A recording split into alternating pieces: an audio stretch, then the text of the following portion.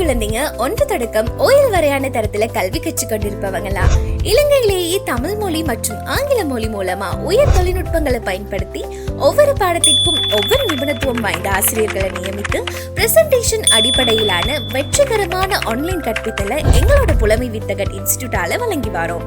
தரம் 5 புலமை பரிசில் பரீட்சைக்கான சரியான நெறிப்படுத்தலும் இதற்குள் அடங்கும்.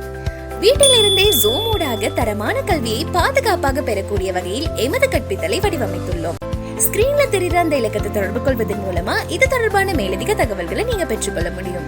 2021-22 பிறகு வார முதலாவது கேள்வி, படத்தை பார்த்து கருத்துள்ள வாக்கியத்தை கண்டுபிடிக்கிறது அல்லது அந்த படத்துக்கு பொருத்தமான வாக்கியத்தை கண்டுபிடிக்கிறது.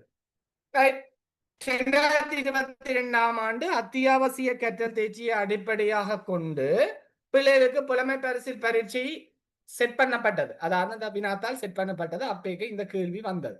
அதுக்கு பிறகு அதை பின்பற்றினோம். அந்த கேசட்ஸ் வந்து அத்தியாவசிய கற்றல் தேர்ச்சி ஸ்கூல்ல செய்திருப்பீங்க. ஏன்னா பாடுறது, ஆடுறது, கதை எழுதுறது, ரைட், அதெல்லாம் நிப்பாட்டியாச்சு. அதை அடிப்படையா வச்சுக்கொண்டு ஸ்காலர்ஷிப் பேப்பரை செட் பண்ணினது 2024ஆம் ஆண்டு கேன்சல் பண்ணியாச்சு. ரைட், அதை விடுவோம். அப்ப இங்க முதலாவது கேள்வியிலிருந்து நாங்கள் பார்ப்போம். ஒவ்வொரு கேள்வியையும் பார்த்து கொண்டு போயிருக்க என்னென்ன இன்ஸ்ட்ரக்ஷனை ஃபாலோ பண்ணணும்ன்றதை பார்ப்போம். நிறைய பேர் எனக்கு கேட்டது சிரிப்பு வந்து, சார் நீங்க கருத்தரங்கில வர்ற கேள்விதான் சார் ஸ்காலர்ஷிப்புக்கு வரும் என்று. அப்படி வந்துட்டா என்ன தூக்கி கொண்டு உள்ள வச்சிருவாங்க, தெரியும். ரைட், தச்சமே நான் கருத்தரங்கில போட்ட ஃபர்ஸ்ட் பார்ட் கேள்வி ஸ்காலர்ஷிப்ல வந்ததுண்டா நான் கிட்டத்தட்ட நினைக்கிற ஒரு 10 வருஷம் ஜெயில இருக்க வேண்டி இருக்கு. அதாவது அதே மாதிரியான அதே செய்க வழியோட இருக்கிற இன்னொரு கேள்வி உங்களுக்கு வரும். அப்ப நாங்கள் கிட்டத்தட்ட உலகாலம் இருந்து என்னென்ன கேள்வி இந்த முறை உங்களுக்கு வரக்கூடிய வாய்ப்பு இருக்குதோ அந்த முதல் கேள்விகளை தான் நாங்கள் உங்களுக்கு கிட்டத்தட்ட ஃபர்ஸ்ட் பார்ட்ல 200 கேள்வி, ஏன்னா 5 ஃபர்ஸ்ட் பார்ட் 200 கேள்வி தொகுத்து இருக்கிறேன். அப்ப இந்த முதல் கேள்வி, இந்த 200 கேள்வியிலே என்னென்ன செய்க வழிய பின்பற்றீங்க, என்ன செய்க வழிய பின்பற்றீங்களோ அந்த 200 கேள்விக்குரிய செய்க வழியோட உங்களுக்கு அங்கால கட்டாம 20ல இருந்து 25 கேள்வி வரும். மற்றது எல்லாமே புது விஷயங்கள் வரும். வடிவா விளங்கிக் கொள்ளுங்க. 200 கேள்வியின் செய்கை வழி என்ன, அந்த கேள்வியை செய்யறதுக்கு நான் என்ன முறைய கையாண்டனானோ அதே முறைய கையாளக்கூடிய மாதிரி பேப்பர் வந்து ஸ்காலர்ஷிப்புக்கு வரும். ஆனா கேள்வியில எந்த மெத்தட்ட செய்யறேன்னு யார் கண்டுபிடிக்கணும்? நீங்கள். அப்ப கேள்வி என்னன்றதை கண்டுபிடிக்க வேண்டியது உங்களோட கடமை. ஆனா அந்த மெத்தட்டை நாங்கள் செய்யலாம், இந்த மெத்தட்டை செய்யலாம்ன்றது உங்களுக்கு அந்த கேள்வியை வாசிச்சு விளங்கினா. எனக்கு நிறைய பேர் கேட்டுவேன், சார் அப்ப சார் போன முறை நீங்கள் செட் பண்ணின செமினார் பேப்பர் வந்தது கிட்டத்தட்ட 28 கேள்வி நாங்கள் செட் பண்ணின செமினார் பேப்பருக்குள்ள இருந்து வந்தது. ஆனா அந்த கேள்வியை கண்டுபிடிக்கவே இல்லை பாதி பேர். கேள்வியும் ஒன்றுதான், எல்லாம் ஒன்றுதான், அந்த செய்முறையை அப்படியே பயன்படுத்தக்கூடிய மாதிரி வந்தோம்.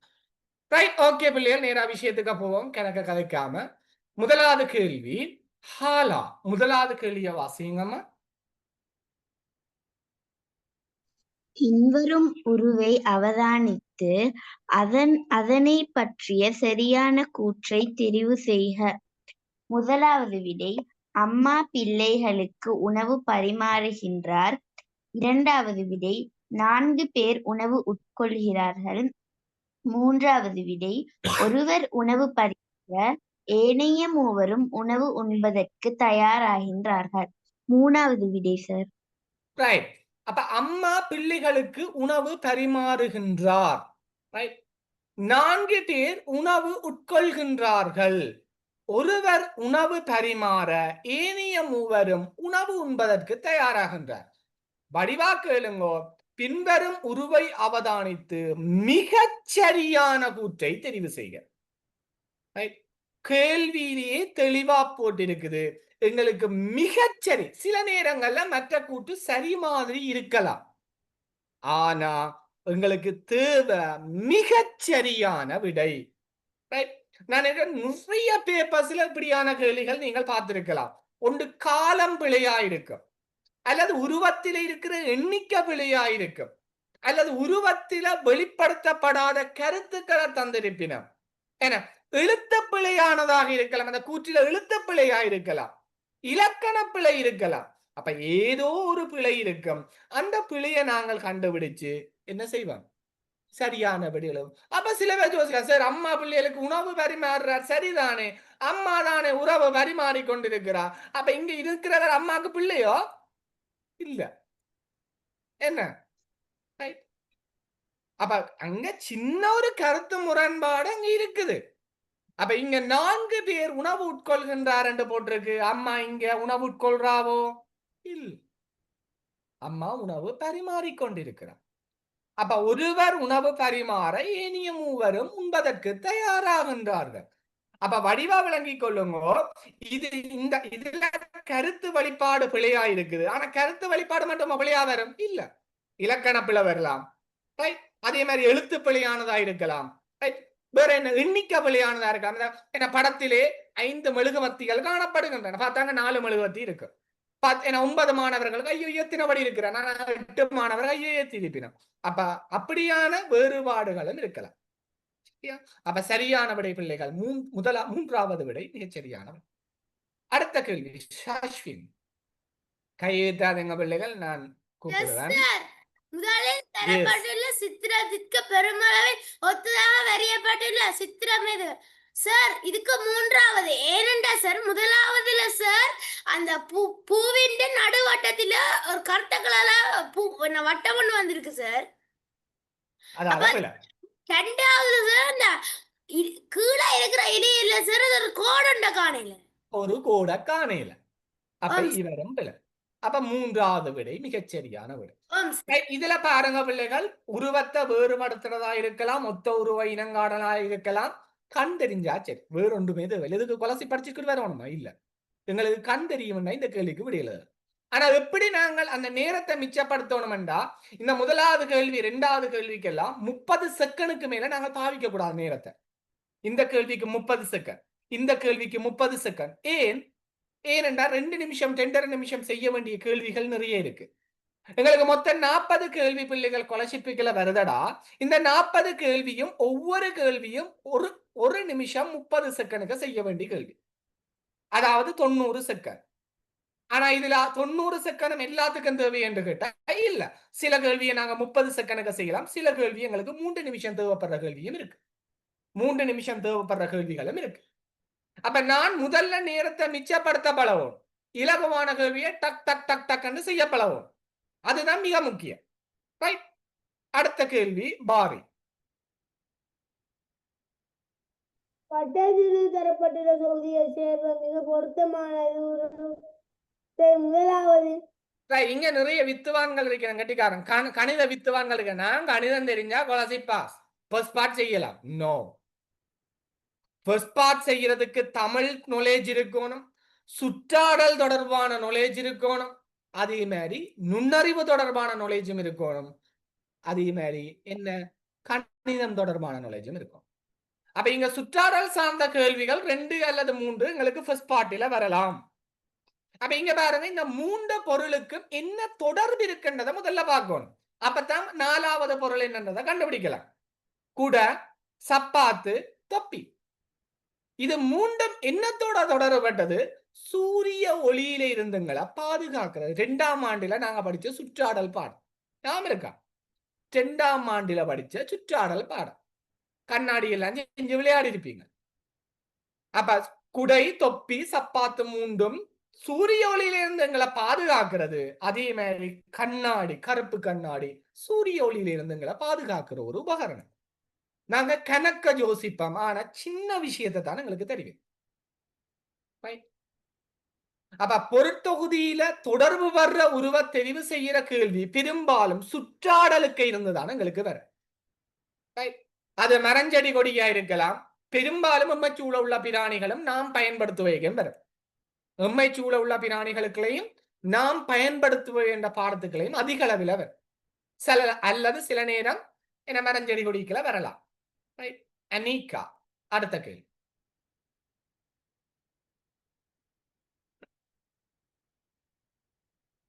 அனிகா, எஸ். தரப்பட்டுள்ள கோலத்தை இனங்கண்டு விடையை தெரிவு செய்க. சார் முதலாவதுல மூன்றாவது விடை ஏனம்மா சார்? ஏனென்றா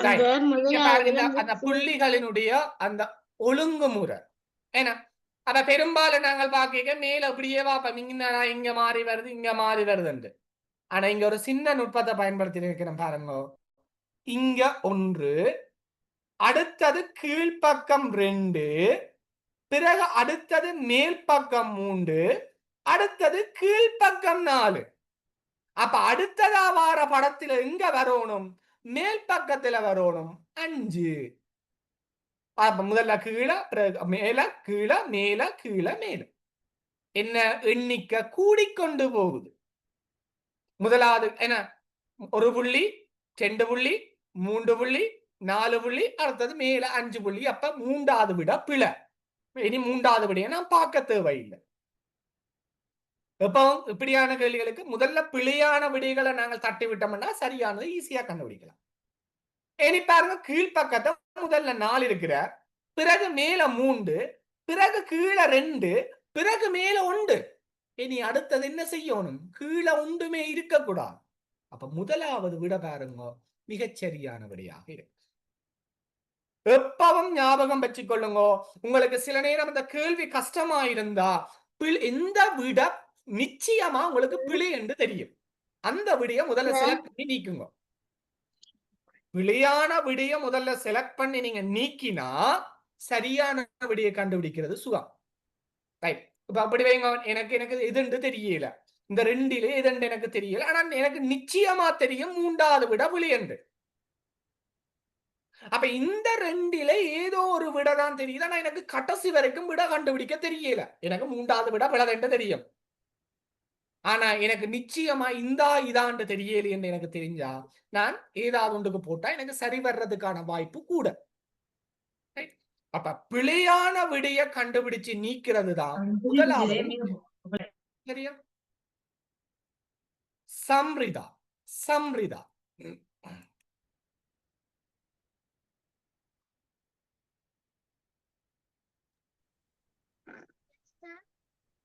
எஸ்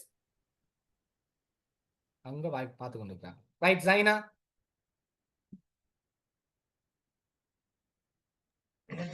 உருவை அவதானித்து சரியான விடையை தெரிவு செய்க சார் 3வது விடை ஏன் 3வது விடை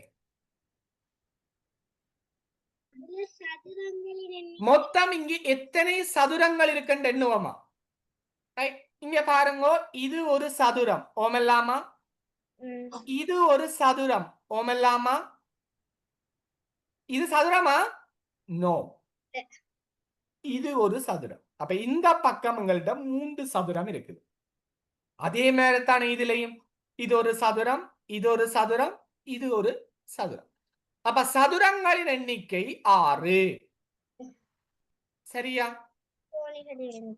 சதுரங்களின் எண்ணிக்கை 6 இனி முக்கோணிய பாப்பம் ஒரு இலக்க முக்கோணம் எத்தனை இருக்குன்னு பாப்போம் இவர் ஒரு முக்கோணம் இவர் ஒரு முக்கோணம் இவர் ஒரு முக்கோணம் சாரி இவர் ஒரு முக்கோணம் இவர் ஒரு முக்கோணம் இவர் ஒரு முக்கோணம் நான் சொல்றது சரியா 5 முக்கோணம் மட்டுமா இருக்குது நோ இந்த 2 3 ஒரு முக்கோணம் இல்ல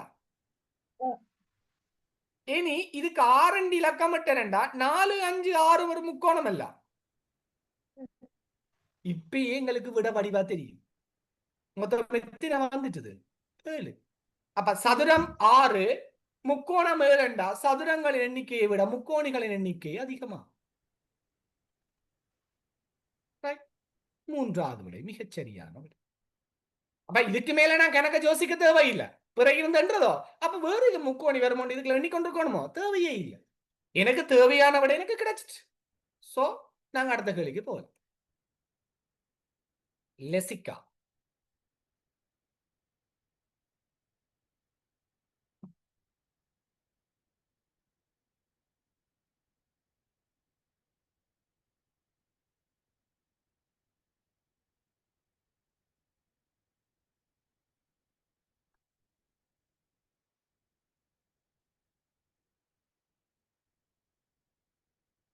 சவுண்ட காணுங்க பிள்ளையர் சவுண்ட் கேட்கலையம்மா லெசிகா இஸ்மா இஸ்மா எஸ் சார் எஸ் ஆறாவது. மிகச்சிறிய நான்கிலக்க எண்ணுடன் மிகச்சிறிய மூவிலக்க எண்ணினை கூட்டினால் வரும் எண் யாது? சார் இரண்டாவது விடை. Right. முதலாவது மிகப்பெரிய 4 இலக்க எண்ணண்டா அந்த இடத்துல 4 இலக்கங்களை கொண்டிருக்கணும். அது மிகப்பெரிய எண்ணா இருக்கணும். அப்ப 4 இலக்கங்களை கொண்ட மிகப்பெரிய எண் 9999. இதோட மிகச்சிறிய மூவிலக்கு எண் எதா இருக்க போகுது? 100. 100க்கு முன்னுக்கு அதை விட சின்ன போனா 99. அது 2 இலக்கமா போயிடும். அப்ப என்ன செய்ய போறோம்? கூட்ட போறோம்.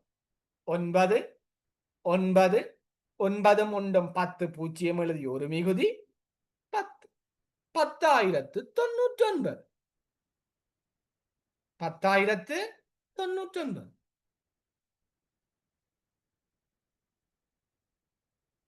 சரியா? ரைட். ஜுமானா மகஷி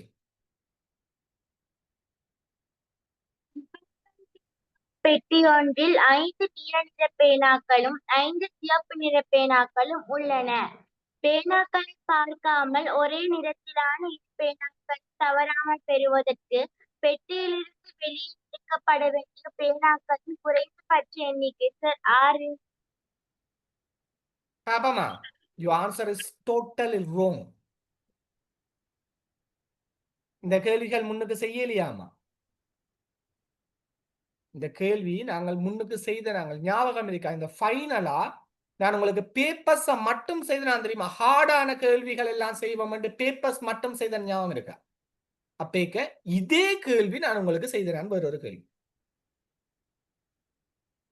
ரைட். இப்ப உட்பக்கம் தெரியாத பெட்டி ஒன்றில் 5 நீல நிற பேனாக்களும் 5 சிவப்பு நிற பேனாக்களும் எல்லாருக்கும் இந்த உட்பக்கம் தெரியாத பெட்டி என்றோன்னா உடனே என்ன வரும் தெரியுமா? ரைட். 5 நீல பேனை இருக்கு, 5 சிவப்பு பேனை இருக்கு, எனக்கு என்ன பேனா வேணும்? 2 பேனா வேணும். அப்ப 5ஓட 1 கூட்டினா 6. இந்த விளையாட்டு எல்லாம் சரி வராது. ரைட். இந்த நிகழ்தகவில நிறைய விதமான கேள்விகள் இருக்குது. இப்ப என்னட்டா 5 சிவப்பு பேனை, ரைட், சிவப்பு பேனையில 5 இருக்குது, நீல பேனையில 5 இருக்குது. ரைட். இப்ப எனக்கு என்ன தேவை? எனக்கு 2 பேனை வேணும், ஒரே நிறத்தில வேணும். இதுதானே கேள்வி. எனக்கு அதெல்லாம் தெரியாது. எனக்கு 2 பேனை வேணும், ஆனா ஒரே நிறத்துல இருந்தா சரி. இப்ப நான் என்ன செய்ய போறேன்? வடிவா பாருங்க. இப்படியே ஒரு என்ன பெட்டிகளே இருக்கு, கைய விடுறன் உள்ள. கைய விடேக்க எனக்கு கிடைக்கிறது முதலாவது நீல பேன். முதலாவது பேனை எடுத்துட்டேன், நீல பேன். இப்ப கைய விட்டு உள்ள எடுத்தா எனக்கு சில நேரம் சிவப்பு கிடைக்கலாம், சில நேரம் நீலம் கிடைக்கலாம். சிவப்பு நீலம் கிடைச்சா பிரச்சனை இல்லை. 2வது தடவை எடுக்கையும் எனக்கு சிவப்பு பேனை கிடைச்சிட்டு. இப்ப நான் 2 தடவை எடுத்தேன்னா முதலாவது கிடைக்க எனக்கு சிவப்பு பேனை, நீல பேனை, 2வது எடுக்க சிவப்பு பேனை. இப்ப நான் 3வது தடவை ஒரு பேனி எடுக்க போறேன். அது சிவப்பா இருந்தா என்ன, நீலமா இருந்தா என்ன, கட்டாயம் எனக்கு ஒரே கலர்ல 2 பேனை கிடைக்குமா இல்லையா? இப்ப நான் 3வதா நான் ஒரு பேனி எடுக்கிறேன். அது சிவப்பா இருந்தாலும் எனக்கு ஒரே கலர்ல 2 பேனை வந்துடும். நீலமா இருந்தாலும் எனக்கு ஒரே கலர்ல 2 பேனை வந்துடும். அப்ப வடிவா விளங்கிக் கொள்ளுங்க, நான் 3 பேனைகள் எடுத்தால் போதுமானது. ரைட். 3 பேனைகள் எடுத்தால் போதுமானது. சரியா? ரைட். அடுத்த கேள்வி. லாவண்யம், நிகழ்தகவில எடுத்தோன்னா உடனே நேரா 5 அந்த நிறத்தோட ஒன்றா கூட்டி போடுறேன் கணக்கு சொல்றேன். ரைட்.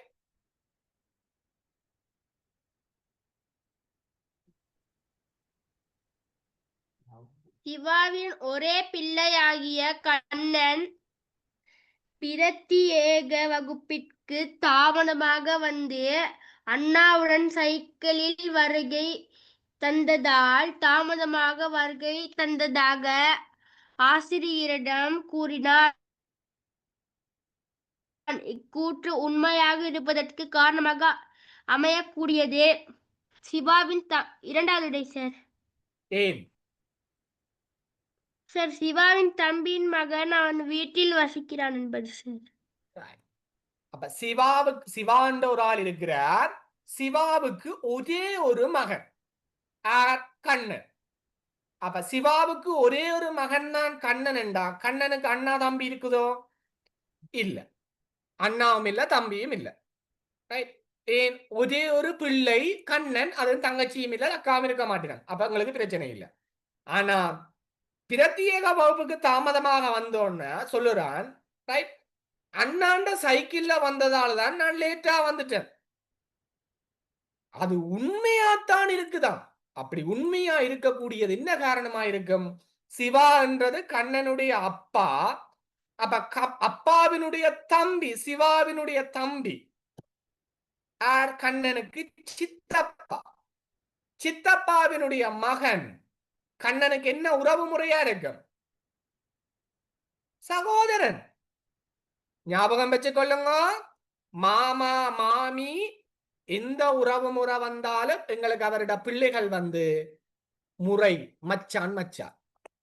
அப்பா என்ற பேர்ல வர்ற எல்லாருமே எங்களுக்கு பிள்ளைகள், சகோதரன் சகோதரி. உதாரணமா சித்தப்பா பெரியப்பா, சின்னம்மா சித்தி, இவ்வளவேற்ற பிள்ளைகள் எங்களுக்கு சகோதரர்கள்.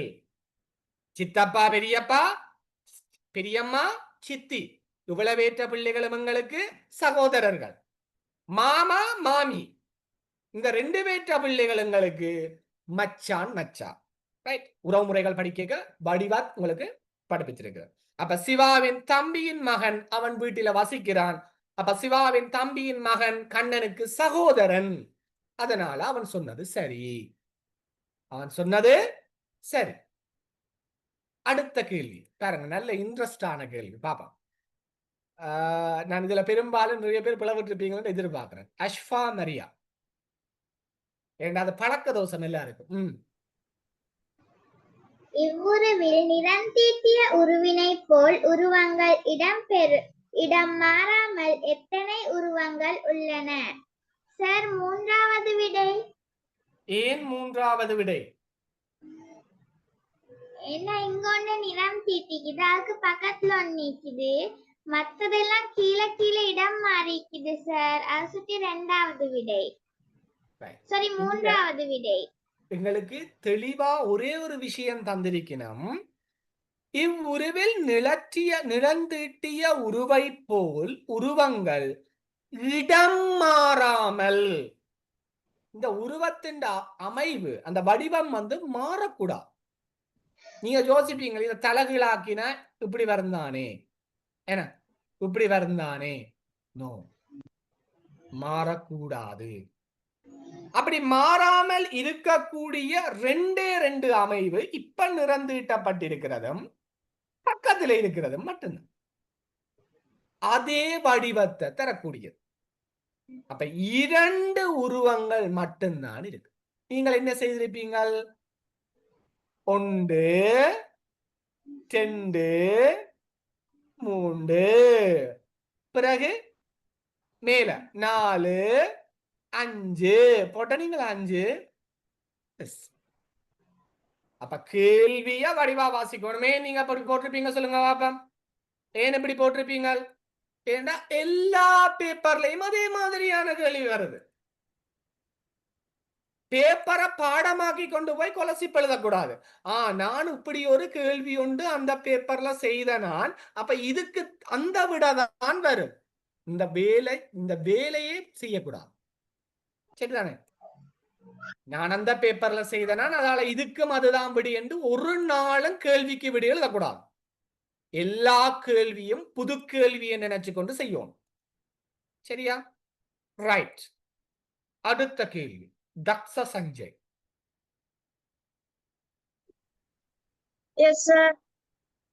வீட்டிலிருந்து பாடசாலைக்கு உள்ள தூரத்தை போல் 2 மடங்கு தூரம் வீட்டிலிருந்து வைத்தியசாலைக்கு உண்டு. வீட்டிலிருந்து வைத்தியசாலைக்கு உள்ள தூரம் போல் 2 மடங்கு வீட்டிலிருந்து போலீஸ் நிலையத்திற்கு உண்டு. இவை ஒரே வீதியில் அமைந்துள்ள இடங்களாயில் வீட்டிலிருந்து வைத்தியசாலைக்கு உள்ள தூரம் வைத்தியசாலையிலிருந்து போலீஸ் நிலையத்திற்குள்ள தூரத்திற்கு குறைவாகும் சார்.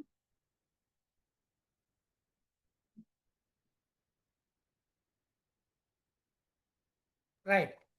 என்ன ஆன்சர் போட்ட நீங்கள்? முதலாவது விடை. முதலாவது விடை என்பது பிழை. ஏன்னு பாப்போமா? இப்ப எங்களுக்கு சொல்லிடம் பாருங்க. கேள்வியை முதல்ல வடிவ வாசிக்கணும். கேள்வியை முழுசா வாசிச்சுதான் விட செய்ய வலிக்கிறோம். வீட்டிலிருந்து பாடசாலைக்குள்ள தூரத்தை போல் 2 மடங்கு தூரம் வீட்டிலிருந்து வைத்தியசாலைக்கு உண்டு. வீட்டிலிருந்து வைத்தியசாலைக்குள்ள தூரம் போல் 2 மடங்கு வீட்டிலிருந்து போலீஸ் நிலையத்துக்கு உண்டு. வடிவா கவனியுங்கோ. இவை ஒரே வீதியில் அமைந்துள்ள இடங்களாயின் என்ற என்ன கருத்து? அங்க வீதி ஒன்றுதான். என்ன அங்க வீதி என்ன உண்டு. அப்ப பாருங்க பிள்ளைகள், இடங்களாயின் வீட்டிலிருந்து வைத்தியசாலைக்குள்ள தூரம் வைத்தியசாலையிலிருந்து போலீஸ் நிலையத்துக்குள்ள தூரத்திற்கு குறைவாகும் சமன் கூடுதலா. வரைபடம் மிக முக்கியமான. இப்ப நான் இதுதான் வீடு என்று வைக்கிறேன். இதுதான் வீடு. இப்ப வீட்டில இருந்து பாடசாலைக்குள்ள தூரத்தை போல் நான் பாடசாலையை இங்கால போடுவேன். இங்க இருந்து பாடசாலைக்குள்ள தூரம் நான் சும்மா பாடசாலைய ஒரு 10 மீட்டர் என்று வைக்கிறேன். இங்க இருந்து பாடசாலைக்குள்ள தூரத்தை போல் 2 மடங்கு தூரம் வீட்டிலிருந்து வைத்தியசாலைக்கு உண்டு. நீங்கள் எந்த பக்கமும் போடலாம், அது உங்களோட விருப்பம். நான் இங்கால போடுவேன். அப்ப 2 மடங்கு தூரம் என்ன செய்ய போகுது? வீட்டிலிருந்து வைத்தியசாலைக்கு இருக்க போகுது. அப்ப வைத்தியசாலை 2 மடங்கு தூரம் என்றா இது 10 மீட்டரா இருந்தா இது 20 மீட்டரா இருக்கும். இது 10 மீட்டரா இருந்தா இது 20 மீட்டரா இருக்கும். ஏன்? வீட்டிலிருந்து பாடசாலைக்குள்ள தூரத்தை மாதிரி 2 மடங்கு தூரம் வீட்டிலிருந்து வைத்தியசாலைக்கு இருக்குது. இப்ப வீட்டிலிருந்து வைத்தியசாலைக்குள்ள தூரம் போல் 2 மடங்கு. அப்ப இதுல இருந்து இது இங்க போற தூரத்தை மாதிரி 2 மடங்குண்டா, ரைட்? நான் இதை வேற நிறத்துல காட்டுறேன். இப்ப வீட்டில இருந்து திருப்பி என்ன செய்ய போறோம்? நாங்கள் போலீஸ் நிலையத்துக்கு. போலீஸ் நிலையம் வீட்டிலிருந்து வைத்தியசாலைக்கு எவ்வளவு தூரமோ அது 2 மடங்கு. அப்ப இது 20 மீட்டர் என்றா வீட்டிலிருந்து போலீஸ் நிலையத்துக்கு 40 மீட்டர் ஆயிருக்கு. 40 மீட்டர் ஆயிருக்கு. இப்ப கேள்வி என்னன்னு பார்ப்போம். இவை ஒரே வீதியில் அமைந்துள்ள இடமோ ஒரே ரோட்ல தான் இருக்குது. வீட்டிலிருந்து வைத்தியசாலை வேற, வீட்டிலிருந்து வைத்தியசாலைக்கு உள்ள தூரம் வைத்தியசாலையிலிருந்து போலீஸ் நிலையத்துக்கு உள்ள தூரத்துக்கு எவ்வளவு? அப்ப இதுல இருந்து இது 40 மீட்டர், இதுல இருந்து இது 20 மீட்டர் என்றா இதுல இருந்து கழிச்சம்டா இதுக்கு 20 மீட்டர். அதாவது வைத்தியசாலையிலிருந்து போலீஸ் நிலையத்துக்கு 20 மீட்டர் ஆயிடும். எனவே சமனாகும். அவ்வளவுதான். நீங்கள் எந்த பக்கம் சில நேரம் நான் பாடசாலை இங்கால கீறேன், என்ன பாடசாலை இங்கால கீறலாம், நீங்க இங்கால பாடசாலை கீறலாம், ஒரு பிரச்சனையும் இல்லை. 10 மீட்டராக கீறலாம். நான் உங்களுக்கு அந்த இதுக்குள்ள வச்சு நிற்க கூடாதுன்றதுக்காக நான் அங்கால கீறினேன்.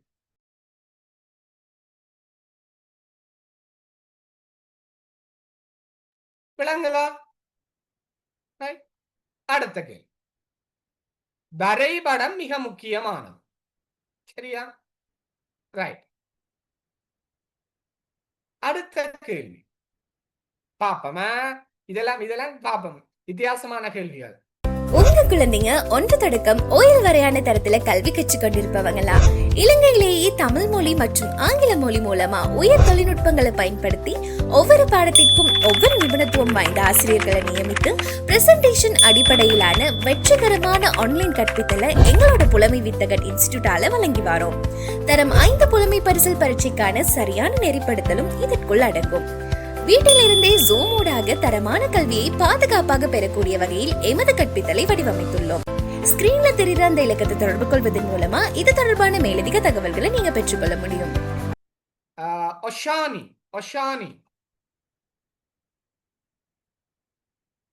புல்வெளி ஒன்றில் கட்டை ஒன்றை இறுக்கி 18 மீட்டர் நீளமான கயிறு ஒன்றில் மாடு கட்டப்பட்டுள்ளது எனில் குறித்த மாடு எத்தனை மீட்டர் இடைவெளியில் உள்ள பொருட்களை மேய்ந்திருக்கு? சார், முதலாவது விட. Your answer is wrong, அம்மா.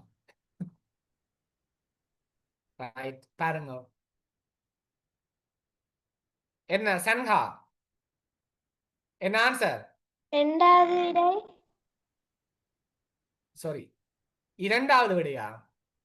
To wrong.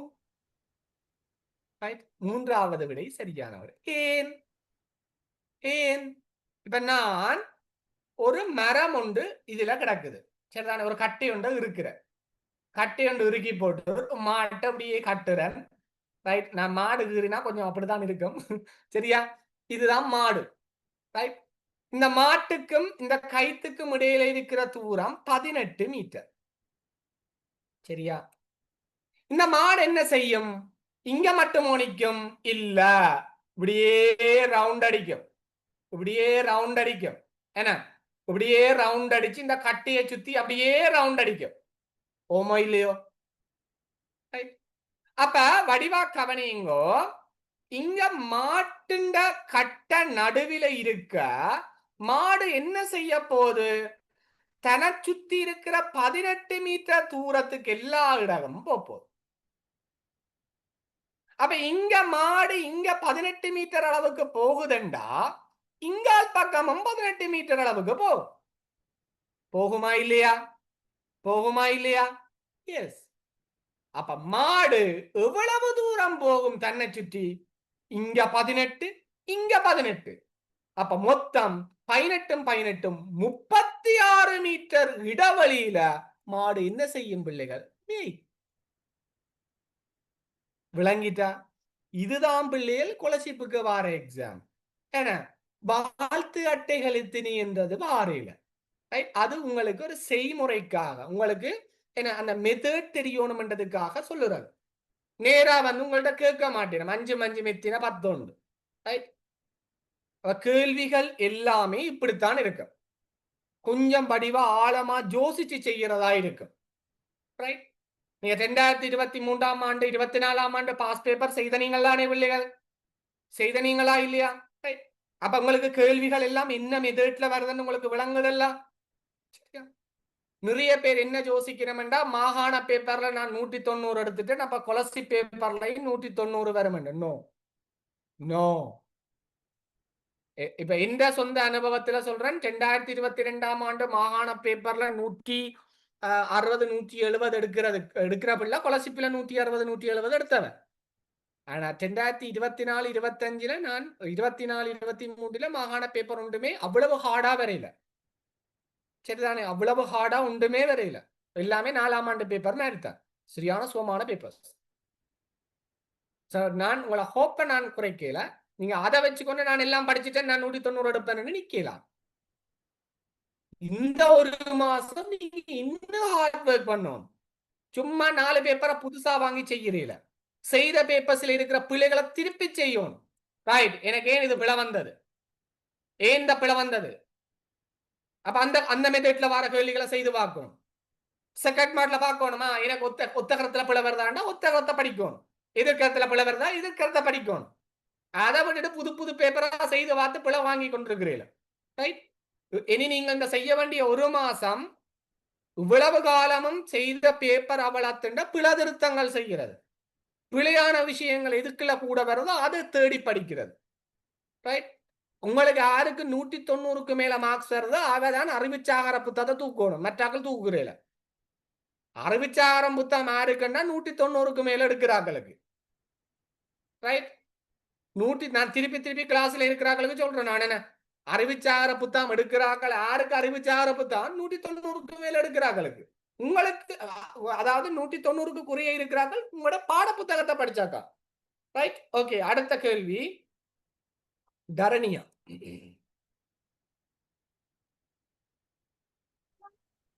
உருவில் உள்ள நெய்யரியில் இருக்கும் 4 வெற்றிடங்களில் 3 4 5 6 ஆகிய 4 இலக்கங்களை பொது எல்லை கோட்டினால் வேறுபடுத்தலாம்.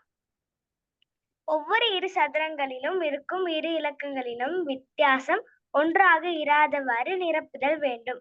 இவ்வாறு நெய்யரியை நிரப்பத்தக்க எத்தனை விதங்கள் உள்ளன? சரி, இரண்டாவது விடை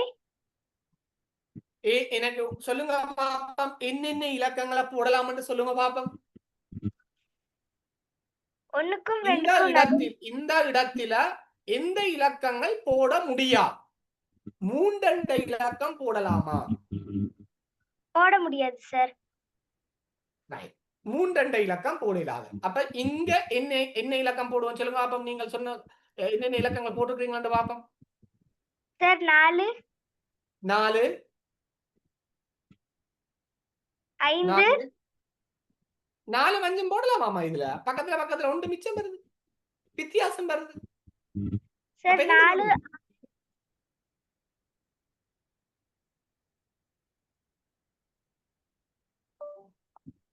என்னம்மா?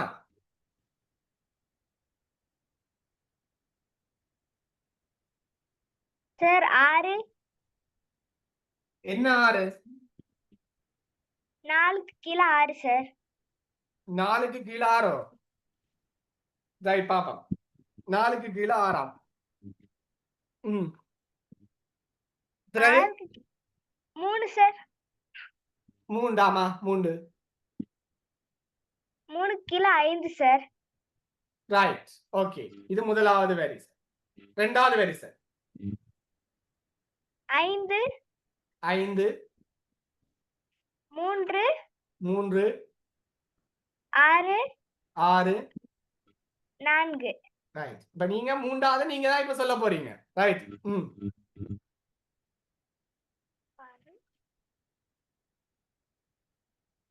சார் இந்த கேள்வி சொல்லுங்க 6 6 4 4 3 3 வருமாமா? இங்க 4க்கும் 3க்கும் வித்தியாசம் ஒன்றெல்லாம் வந்துட்டுது.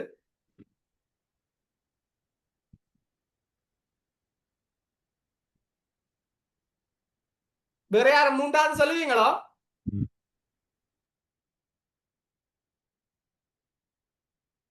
இப்ராஹிம் இர்ஷா.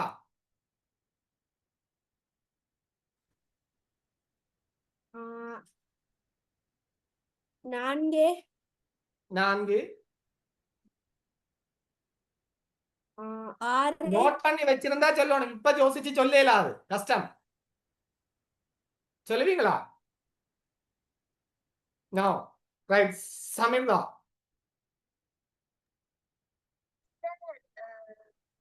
என்ன? 6 6 ஓ சார். ஆ 3 ஆ 5 ஆ 4. 4க்கும் 5க்கும் இடையில உண்டல்ல வித்தியாசம். இங்க நிறைய பேரு கன்செப்ட் விளங்கல. 2 தான் விட. ரைட். என்ன சஸ்வின்? சார் 6 4 3 5 6 4 3. அப்ப 4க்கும் 3க்கும் எத்தனை இல்ல சார் வித்தியாசம்? 5 3 வரா வராது. சொன்னா கேளுங்களா? ஏண்டா சொல்லு கேக்குறீங்க இல்ல? பிள்ளைகள் இந்த கன்செப்ட் என்ன சொல்லுங்க பாப்போம் பிள்ளைகள். அதாவது அருகருகில நாங்கள் எழுதுற எண்ணுக்கு இடையில வித்தியாசம் ஒன்று வரக்கூடாது. இப்ப உதாரணமா இங்க 1 4 2 எழுதினா பாருங்க வித்தியாசம் ஒன்று வருதா? 1க்கு 4க்கும் இடையில 3, 2க்கும் 4க்கும் இடையில 2, 4க்கும் 6க்கும் இடையில 2, 6க்கும் 3க்கும் இடையில 3, 3க்கும் 5க்கும் இடையில 2. அடுத்தடுத்து அருகிலே இருக்கிற இலக்கங்களுக்கு இடையில இருக்கிற வித்தியாசம் ஒன்றாக இருக்கக்கூடாது. சரியா? ஒன்றாக இருக்க கூடாது. விளங்குதா? விஷயம் என்னன்னு விளங்குதா? அஸ்வா மரியான் பாப்போம். அஸ்வா மரியான் சொல்லுவாங்க. சொல்லுவீங்களா? ஓம் சார். சார் 3 5 4. என்னது? 4 6 3 5. 4. அம்மா அதைத்தானேமா முதலாவதா எழுதி வச்சிருக்கிறோம். ஏனம்மா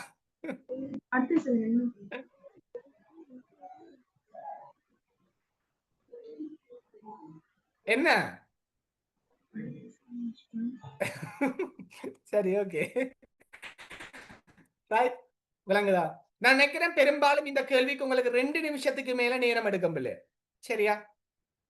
கட்டாயமா 2 நிமிஷத்துக்கு மேல எடுக்கும். என்ன காரணம் என்றா இது பிழை வரக்கூடிய சாத்தியம் கூடிய கேள்வி. நாங்கள் ஒரு எண்ணம் மிஸ் பண்ணிட்டாலும் இந்த கேள்விக்கு விடப்பில்லை. ரைட்? என்ன கேஜாயினி ஓமல்ல 2000 சார், இது 2023 ஸ்காலர்ஷிப் பேப்பர்ல 11வது கேள்வி சார். எஸ், சரியா? Right, okay. நெக்ஸ்ட்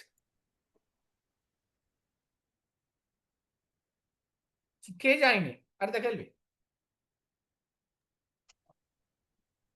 6 மாடுகளுக்கு 6 நாளைக்கு உணவுகளுக்காக 6 மூடை பின்னாக்கு உணவு தேவை எனில் 6 மூடை பின்னாக்கு ஒரு மாட்டுக்கு எத்தனை நாட்கள் போதுமாகும்? 36 நாட்கள் சார். ரைட், இப்ப இது மனித நாட்கள் கேள்வியை விட்டுக்கொண்டே செய்ய போறோம். மனிதர்கள் தர நாட்கள், மனித நாட்கள் என மனிதர்கள் தர நாட்கள், மனித நாட்கள்.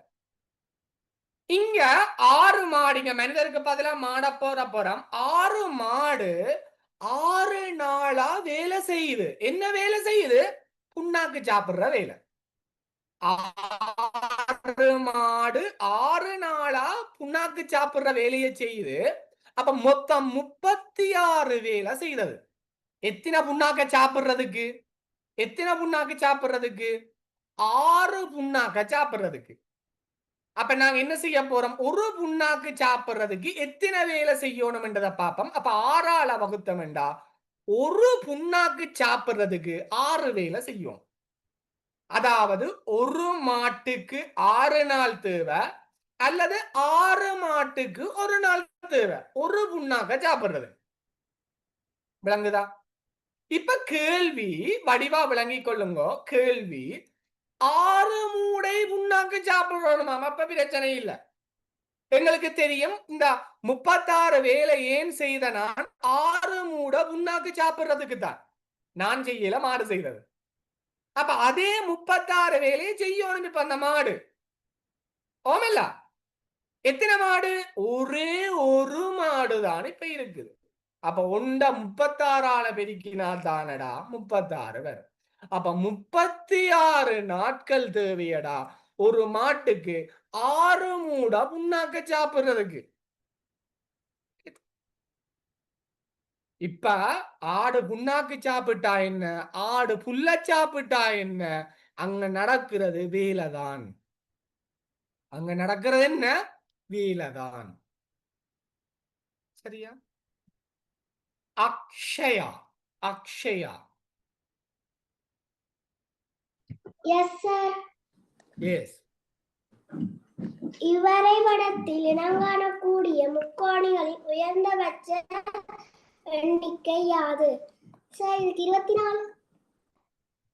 24 பாப்பமா. ஒரு இலக்க முக்கோணி எத்தனை இருக்கட்டு பாப்பமா. 1 2 3 4 5 6 7 8 9 10 11 12 13 14 15 16. ஒரு இலக்க முக்கோணி 16. இப்ப 2 இலக்க முக்கோணி பாப்பமாமா. 1 2 3 4. ரைட்? 2 இலக்க முக்கோணி 4. இனி பாருங்க பிள்ளைகள், இதுல இருக்கிற அந்த பெரிய முக்கோணி 4 இருக்கு. இந்த பக்கத்தால் ஒரு முக்கோணி வரப்போறார், அதே மாதிரி இந்த பக்கத்தால் ஒரு முக்கோணி வரப்போறார். இனி மேல் பக்கத்தால் ஒரு முக்கோணி வரப்போறார், கீழ்பக்கத்தால் ஒரு முக்கோணி வரப்போறார். அப்ப அதுவும் 4. அப்ப மொத்தம் 24 முக்கோணிகள் என்பது சரியானது. என்ன என்ன சைனா, ஏன் அழுகுறீங்க? சார், அந்த 2 முக்கோணியும் ஒரு சதுரமும் சேர்ந்து வரும் தானே? என்னம்மா? அந்த அடியில இருக்கிற 2 முக்கோணியும் ஒரு சதுரமும். இதுவா? இல்ல இல்ல, அந்த காப்பங்கு மாதிரி. இதுவா? இப்படியா? இல்ல சார், இப்படி சைடுல. ரைட். எஸ், சரியா கண்டுபிடிச்சிட்டா, பரவாயில்ல. ரைட், சரியா? வடிவா கவனிங்க பிள்ளைகள், வடிவா கவனிங்க. இலக்கத்தை போட்டா தான் உங்களுக்கு ஈஸியா விளங்கும். 1 2 3 4 5 6 7 8 9 10 11 12 13 14 15 16 ரைட். ஒரு இலக்க முக்கோணிகள் 16. இனி 2 இலக்க முக்கோணிகள் பார்த்தனாங்க. 2 இலக்க முக்கோணிகள் 4. அது மேலே இருக்கிற முக்கோணிகள் பிள்ளைகள் இது ரைட். இனி அந்த இலக்கத்தை நான் காட்ட இயலாது, வேணுமெண்டா காட்டுறேன். 16 இல்ல, 16 17 18 19 20. அதாவது இந்த 17 18 சேர்ந்த மாதிரி ஒரு முக்கோணி. இனி இங்கால 19 20 சேர்ந்த மாதிரி ஒரு முக்கோணி, 18 20 சேர்ந்த மாதிரி ஒரு முக்கோணி, அதே மாதிரி 17 19 சேர்ந்த மாதிரி ஒரு முக்கோணி. அதுல நான் இனி இந்த 3 முக்கோணிகள், இந்த 3 இலக்க முக்கோணிகள், இந்த 3 இலக்க முக்கோணிகள், இந்த 3 இலக்க முக்கோணிகள் மொத்தமாக 28 28 மூன்றாவது விடை மிகச் சரியான விடையா. சரியா? இந்த முக்கோணிகள், சதுரங்கள், செவ்வகங்கள் பிள்ளைகள் நாங்கள் படிக்க இலகு வழிகள் படிச்சனாங்க. என்ன பெருக்கோணம் ஈஸியா வகுக்கலாம், இதண்டலாம் எல்லாமே படிச்சனாங்க. ஆனா எங்களுக்கு இப்படியான முக்கோணிகள் வரைக்க கட்டாயமா 2 நிமிடங்கள் தேவை. சரியா? அப்ப இப்படியான கேள்விகளை நாங்கள் என்ன செய்யலாம்டா கடைசியா செய்யலாம், இறுதியா செய்யலாம். சரியா? எந்த கேள்வி எங்களுக்கு கூட நேரம் செலவழியும் என்று நான் நினைக்கிறேனோ அந்த கேள்விக்கு நாங்கள் மினக்கடவே கூடாது. நேரத்தை மளண்டு கொண்டு போவோம். முதல் 40 கேள்வியும் நீங்கள் முழுமையா செய்யணும். எந்த கேள்வி சுகமாயிருக்கோ அந்த கேள்வியை டக் டக் டக் டக்ன்னு செய்து கொண்டு போகணும். தெரியாத கேள்விக்கு என்ன செய்யணும்? எனக்கு 14வது கேள்வி குழப்பமா இருக்குண்டா, பென்சிலால 14வது கேள்வியா ஒரு வட்டம் ஒன்று போட்டுருவோம். ஏன் வட்டம் போடணும்? நான் இந்த கேள்வி செய்யலி என்றதை திருப்பி அடையாளப்படுத்துறது. பிறகு எதை செய்தனான் எதை செய்யலி என்றதே பாதி குழப்பமா போயிடும். நான் செய்து கொண்டு போறேன், ஒரு கேள்வி எனக்கு செய்யறது குழப்பமா கிடக்குது, இந்த கேள்வி எனக்கு செய்யறதுக்கு என்ன டைம் கூட எடுக்குதுன்னா டக்குன்னு பென்சிலால மார்க் பண்ணி போட்டு அடுத்த கேள்விக்கு போயிடும். ரைட்டா? ரைட். அடுத்த கேள்வி.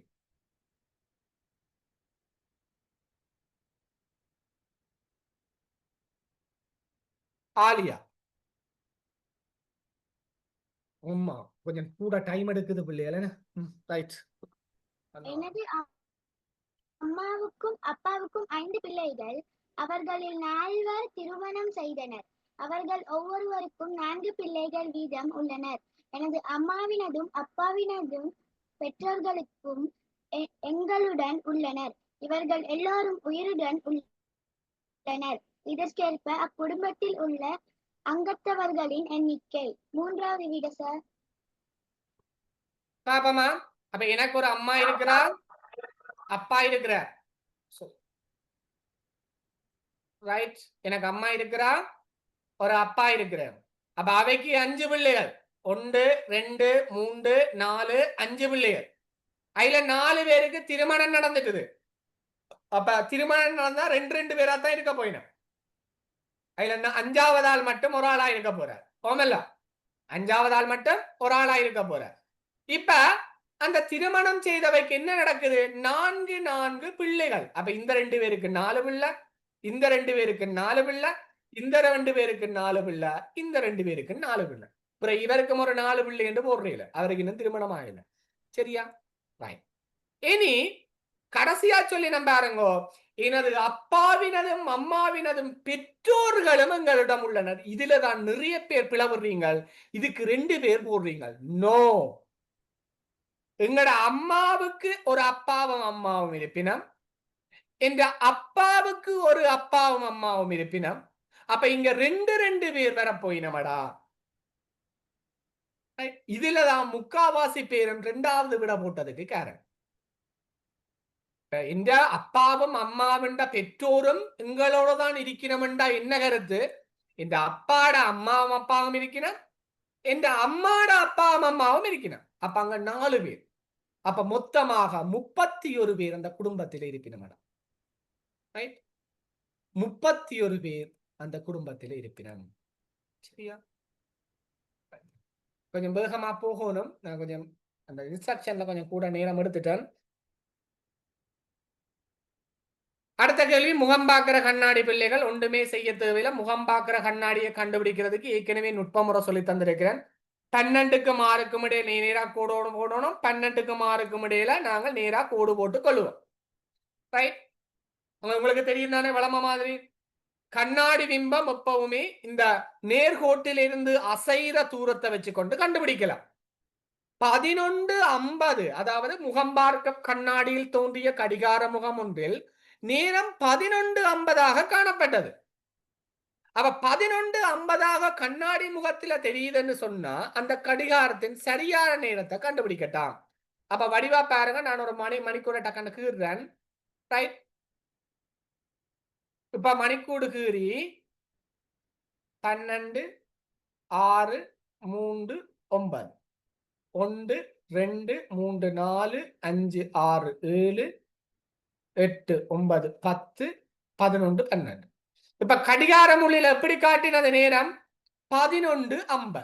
ரைட், அவ 11:50 12க்கு கிட்ட சின்ன முள்ளு நிக்க போகுது, 50 10க்கு நிக்க போகுது. இப்ப நாங்கள் ஏற்கனவே எங்களுக்கு தெரியும், ஒரு கடிகாரத்தை கண்ணாடியில பாக்க அதனுடைய பிம்பம் எப்படி தெரியும் பிள்ளைகள், இந்த 12க்கும் 6க்கும் நடுவால போற அந்த நடு புள்ளிய வச்சு கொண்டு நாங்கள் கண்டுபிடிப்போம். எப்படி கண்டுபிடிக்க போறோம்? இந்த முள்ளு இந்த 12ல இருந்து எந்த அளவு தூரம் இங்கால அசையுதோ அதே அளவு தூரம் அதுக்கு எதிர்பக்கம் அசையும்.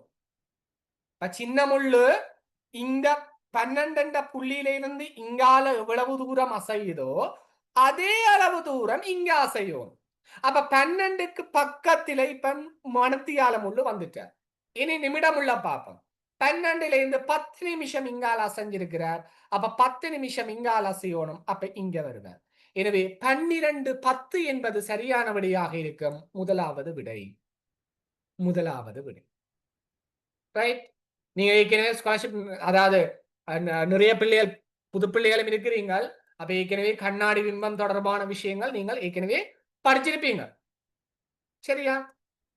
ரைட், அடுத்த கேள்வி. கொஞ்சம் ஆகல ஸ்லோவா நிக்கிறேன் பிள்ளைகள், அதால கொஞ்சம் வேகமா போறேன். ஒரு பேனாவின் விலை 22 ரூபாய், ஒரு பென்சிலின் விலை 15 ரூபாய் ஆகும். பேனை, பென்சில் ஆகியவற்றில் குறித்த எண்ணிக்கையை வாங்குவதற்கு சிவா செலவிட்ட பணம் 185 ரூபாய். அவர் பேனையும் பென்சிலையும் வாங்கி போட்டு சட்டியா 185 ரூபாய் காசு கொடுத்திருக்கிறார். அப்ப அவர் பேனா எத்தனை வாங்கியிருப்பார்? அப்ப இதை நாங்கள் விடைய வச்சு கொண்டுதான் கண்டுபிடிக்கலாம். அதாவது இங்க தரப்பட்டது எல்லாமே பேனாவினுடைய எண்ணிக்கை. எனக்கு பேனாவினுடைய விலை தெரியும். அப்ப ஒரு 3 பேனா வாங்கி இருந்தா ஒரு பேனாவுக்கு நான் 22 ரூபாய் காசு கொடுத்திருக்கோணும். அப்ப 3 பேனாவினுடைய விலை எவ்வளவா இருக்க போதடா? 66 ரூபாயா இருக்க போகுது. எவ்வளவா இருக்க போகுது? 66 ரூபாயா இருக்க போகுது. அப்ப நான் மொத்தம் 185 ரூபாய் செலவழிச்சனான். அதுல 66 ரூபாய் பேனைக்கு கொடுத்த நான்டா. அப்ப பென்சிலுக்கு நான் எவ்வளவு கொடுத்திருப்பேனடா? 185ல இருந்து 66 கழிச்சா 119. அப்ப ஒரு பென்சிலிட விலை 15 ரூபாய். 15ஆல வகுக்கும் போது மீதி வரக்கூடாது. மீதி வருமா? எஸ். அப்ப இந்த விட பிழை. இதே 5 பேனா வாங்கியிருந்தா ஒரு பேனாவினுடைய விலை 22 ரூபாய், 5 பேனாட விலை 110 ரூபாய். அப்ப நான் மொத்தம் 185 ரூபாய் செலவழிச்சனான். அதுல 110 ரூபாய் பேனாக்கு செலவழிச்சனான். அப்ப மிச்சம் எவ்வளவா இருக்க போது? 75 ரூபாய் பென்சிலினுடைய விலை. அப்ப இந்த 75 ரூபாய ஒரு பென்சிலின் விலையால வகுத்தனண்டா 5 மிகுதி என்று வரும். எனவே இரண்டாவது விடை மிகச்சரியான விடை. அப்ப இது நான் விடைய வச்சு கொண்டுதான் இந்த கேள்விக்கான விடையை கண்டுபிடிக்கலாம். சரியா? விளங்குதா? அடுத்த கேள்வி. ரவி காலை வேளை கிழக்கு நோக்கி இரு கைகளையும் விரித்தவாறு நிற்கிறார். அதாவது அவற்ற முகம் வந்து கிழக்கு பக்கமா நிக்குது. ரைட், கிழக்கு பக்கமா நிக்குது. அப்ப கிழக்கு பக்கமா நிக்க போதண்டா அவற்ற வலக்கை பக்கம் இங்கே இருக்கும், இடக்கை பக்கம் இங்கே இருக்கு. சரியா? இப்ப என்ன கதை என்றா அவன் இப்ப வலப்பக்கமா திருப்பி மேற்பக்கம் திரும்புறான். இப்ப என்ன நடக்க போகுது? அவர் இப்ப மேற்கு நோக்கி பார்த்து கொண்டிருக்க வடக்கு கிழக்கு தெற்கு மேற்கு. இப்ப அவர் மேற்கு நோக்கி பார்த்து கொண்டு நிக்க போறார் என்றார். இப்ப அவற்றை வலக்கை பக்கம் இங்க இருக்க போகுது, வடக்கு நோக்கி இருக்க போகுது. சரி, ஓ சரியா, வடக்கு நோக்கி இருக்கு. இதெல்லாம் கேள்வியை, இதெல்லாம் குட்டி பபா கேள்விய. என்ன சில கேள்விகள் வருது தெரியுமா? சூரிய அதாவது நிழல் விழுகிற திசையில எந்த திசையில நிழல் விழாது? சூரியன் காலமையோ அல்லது பின்னேரமோ அதை பற்றி பிரச்சனை இல்லை. எந்த திசைகள் ஒருவருடைய நிழல் ஒருபோதும் விழாது? சொல்லுங்க பாப்போம்.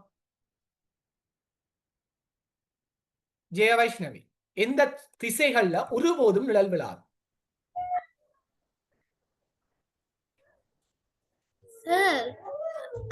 சார் வடக்கு பக்கமும் மேற்கு பக்கமும் விழாது.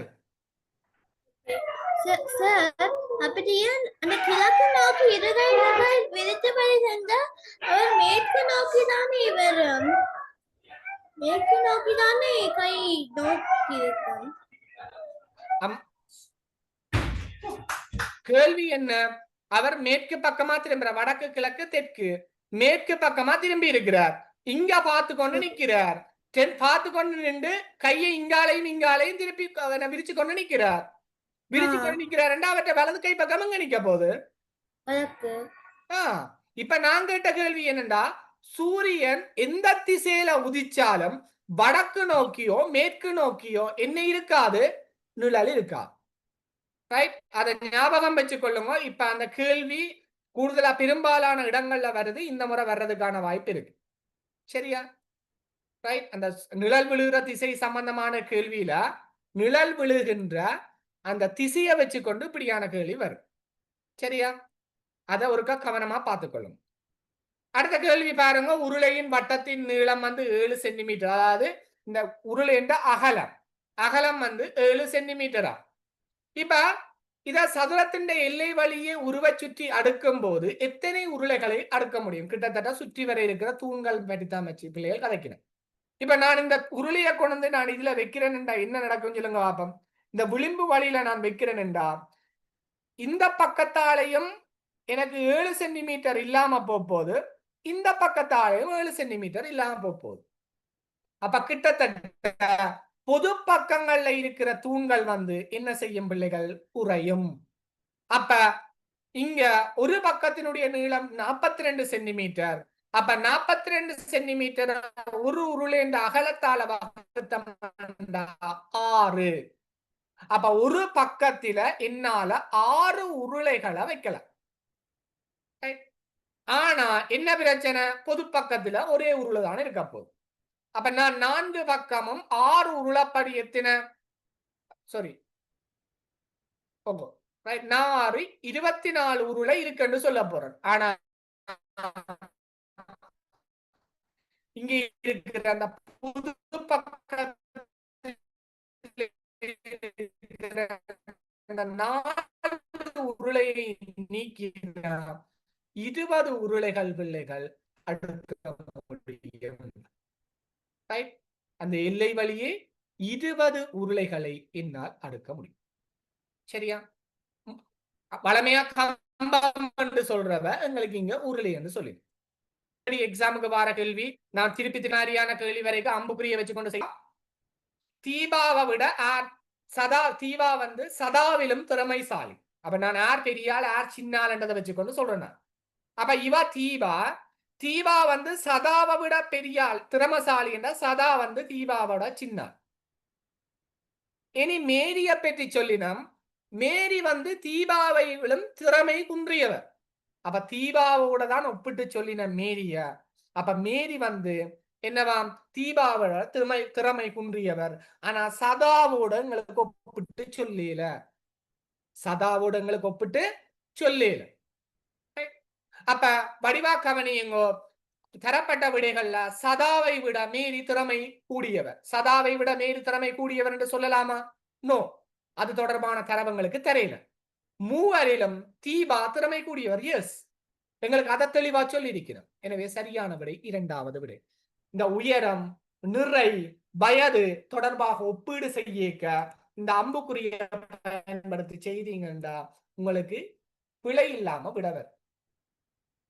சரியா? இது அடுத்த கேள்வி பிள்ளைகள். உங்க குழந்தைங்க 1 தொடக்கம் ஓயல் வரையான தரத்துல கல்வி கற்று கொண்டிருப்பவங்களா? இலங்கையிலேயே தமிழ் மொழி மற்றும் ஆங்கில மொழி மூலமா உயர் தொழில்நுட்பங்களை பயன்படுத்தி ஒவ்வொரு பாடத்திற்கும் ஒவ்வொரு நிபுணத்துவம் வாய்ந்த ஆசிரியர்களை நியமித்து பிரசன்டேஷன் அடிப்படையிலான வெற்றிகரமான ஆன்லைன் கற்பித்தலை எங்களோட புலமை வித்தகன் இன்ஸ்டிடியூட்டால வழங்கி வரோம். தரம் 5 புலமை பரிசில் பரீட்சைக்கான சரியான நெறிப்படுத்தலும் இதற்குள் அடங்கும். வீட்டிலிருந்தே ஜூம் ஊடாக தரமான கல்வியை பாதுகாப்பாக பெறக்கூடிய வகையில் எமது கற்பித்தலை வடிவமைத்துள்ளோம். ஸ்கிரீன்ல தெரிகிற அந்த இலக்கத்தை தொடர்பு கொள்வதன் மூலமா இது தொடர்பான மேலதிக தகவல்களை நீங்க பெற்றுக்கொள்ள முடியும்.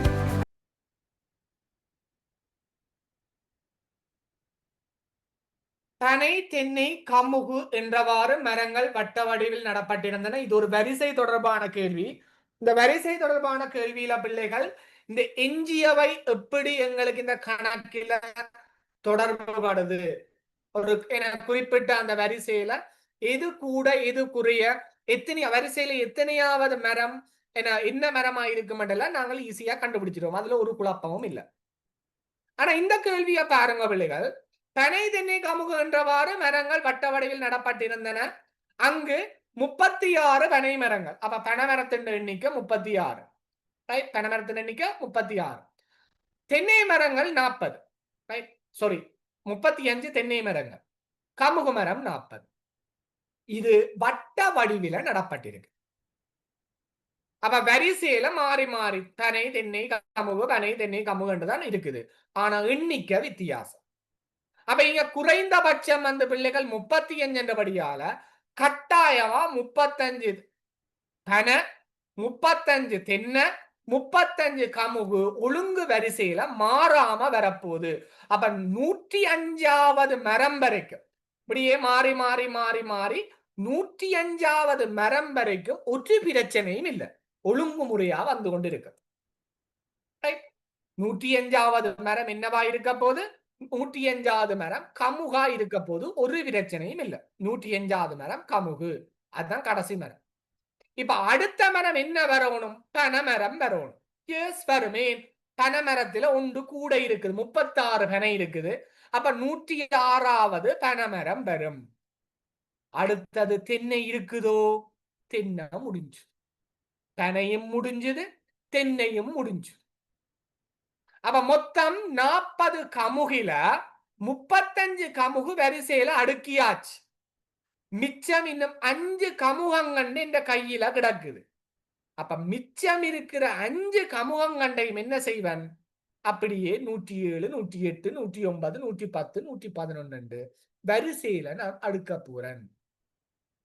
அப்ப 5 கமுகங்கண்டும் என்ன செய்ய போது பிள்ளைகள்? தொடர்ச்சியா வரிசைக்கு வரப்போகுது. எனவே விடை 5.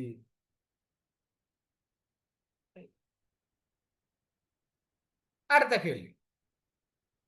இது அடிக்கடி நீங்க ஏற்கனவே நிறைய கேள்விகள்ல பார்த்திருப்பீங்க. 3, 6, 9, 12 ஆகிய இலக்கங்கள் மட்டும் பொறிக்கப்பட்ட சுவர் கடிகாரம் உண்டு. 2 துண்டா உடைஞ்சிட்டுது. இப்ப 2 துண்டில ஒரு துண்டில இருக்கிற இலக்கங்களோட கூட்டுத்தொகை மற்ற துண்டில இருக்கிற இலக்கங்களோட கூட்டுத்தொகை 2 மடங்கை விட 3 அதிகம். அப்ப முதல்ல நாங்கள் பார்ப்போம். 3, 6, 9, 12 இலக்கமிடப்பட்ட கடிகாரம் என்றா எங்களுக்கு அந்த இலக்கங்களோட மொத்த கூட்டுத்தொகை 30 இருக்கும். ஓமல்ல, அந்த இலக்கங்களோட மொத்த கூட்டுத்தொகை 30 தான். அந்த இலக்கத்த கூட்டுத்தொகையை தான் 2ஆ பிரிக்க போறோம். இப்ப யாதாயினும் ஒரு துண்டில் உள்ள இலக்கங்களோட கூட்டுத்தொகை யாதாக இருக்கு. அப்ப ஒன்று 18 இருந்தா மற்றது 12. ஏன்? கூட்டுத்தொகை 30 தானே. இது 15 இருந்தா மற்றது 15. இது 9 இருந்தா மற்ற துண்டில 21 கூட்டுத்தொகை இருக்கு. இப்ப எங்களோட சொல்லினம் ஒரு துண்டுல இருக்கிற இலக்கங்களோட கூட்டுத்தொகையின் 2 மடங்கிலும் 3 அதிகமாக இருந்தது. அப்ப இது 18 2 மடங்காக இது வருமா? நோ. 15 2 மடங்காக இது வருமா? நோ.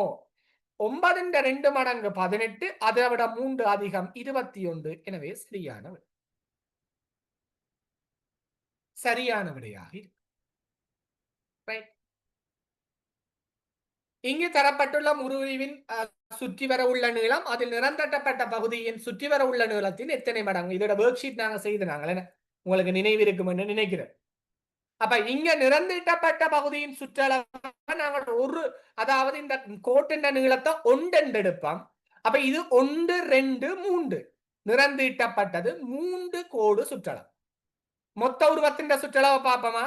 மொத்த உருவத்தின் சுற்றளவு 1 2 3 4 5 6 7 8 9 10 11 12 13 14 15.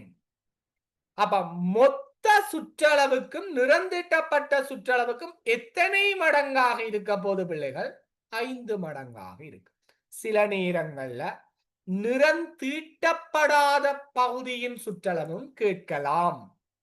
அப்ப முக்கியம் அறிவுறுத்தல் என்னன்றதை வாசிக்கிறது. சரியா?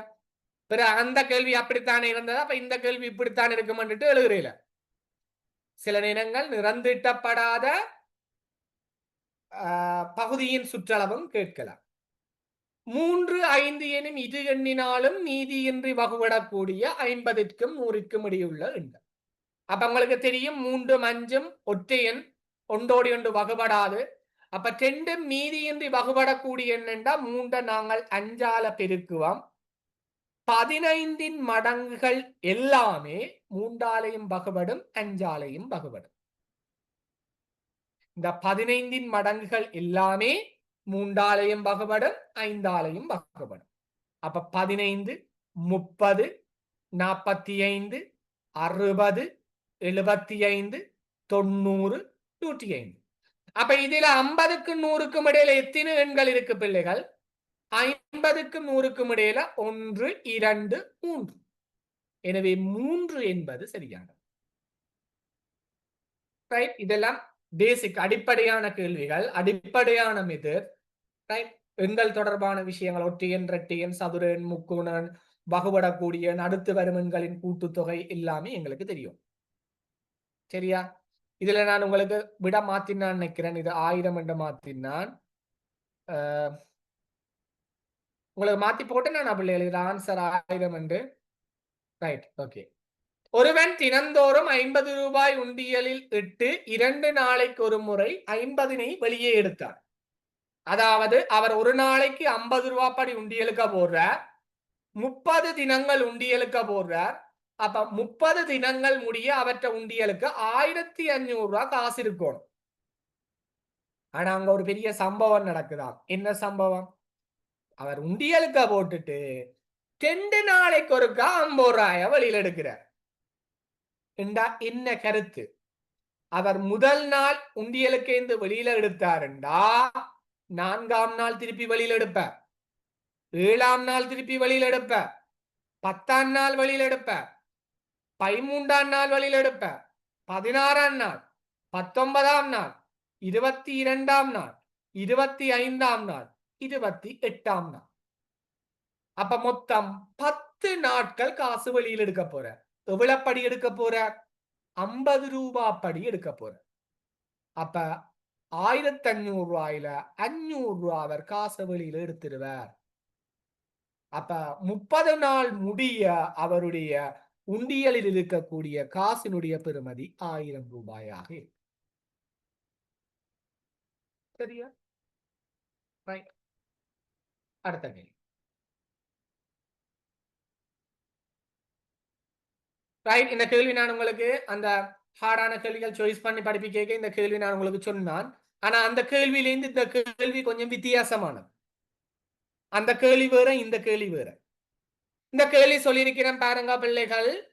தரப்பட்டுள்ள உருவில் உள்ள 3 வட்டங்களும் ஒரே அளவானவை. அப்ப 3 வட்டமும் ஒரே சைஸ். ஏயிலிருந்து பி வரையான நீளம் 9 மீட்டர் 9 சென்டிமீட்டர். அதாவது இந்த ஏயில இருந்து இந்த பி வரை, அந்த கோடு கொஞ்சம் வளைஞ்சிட்டு பிள்ளைகள், ஏயில இருந்து பி வரையான நீளம் 9 சென்டிமீட்டர். அப்ப என்ன கருத்துண்டா, இதுல இருந்து இதுகும் 9 சென்டிமீட்டர், இதுல இருந்து இதுகும் 9 சென்டிமீட்டர், இதுல இருந்து இதுவும் 9 சென்டிமீட்டர். அப்ப டபிள்யூ எக்ஸ் வரை பயணித்த எறும்பானது. அப்ப இந்த டபிள்யூல இருந்து இந்த எக்ஸ் வரைக்கும் ஒரு எறும்பு பயணிக்குதுண்டா, அந்த எறும்பு எவ்வளவு தூரம் பயணிக்கும்? 9 தர 4 36 சென்டிமீட்டர் பயணிக்கும்.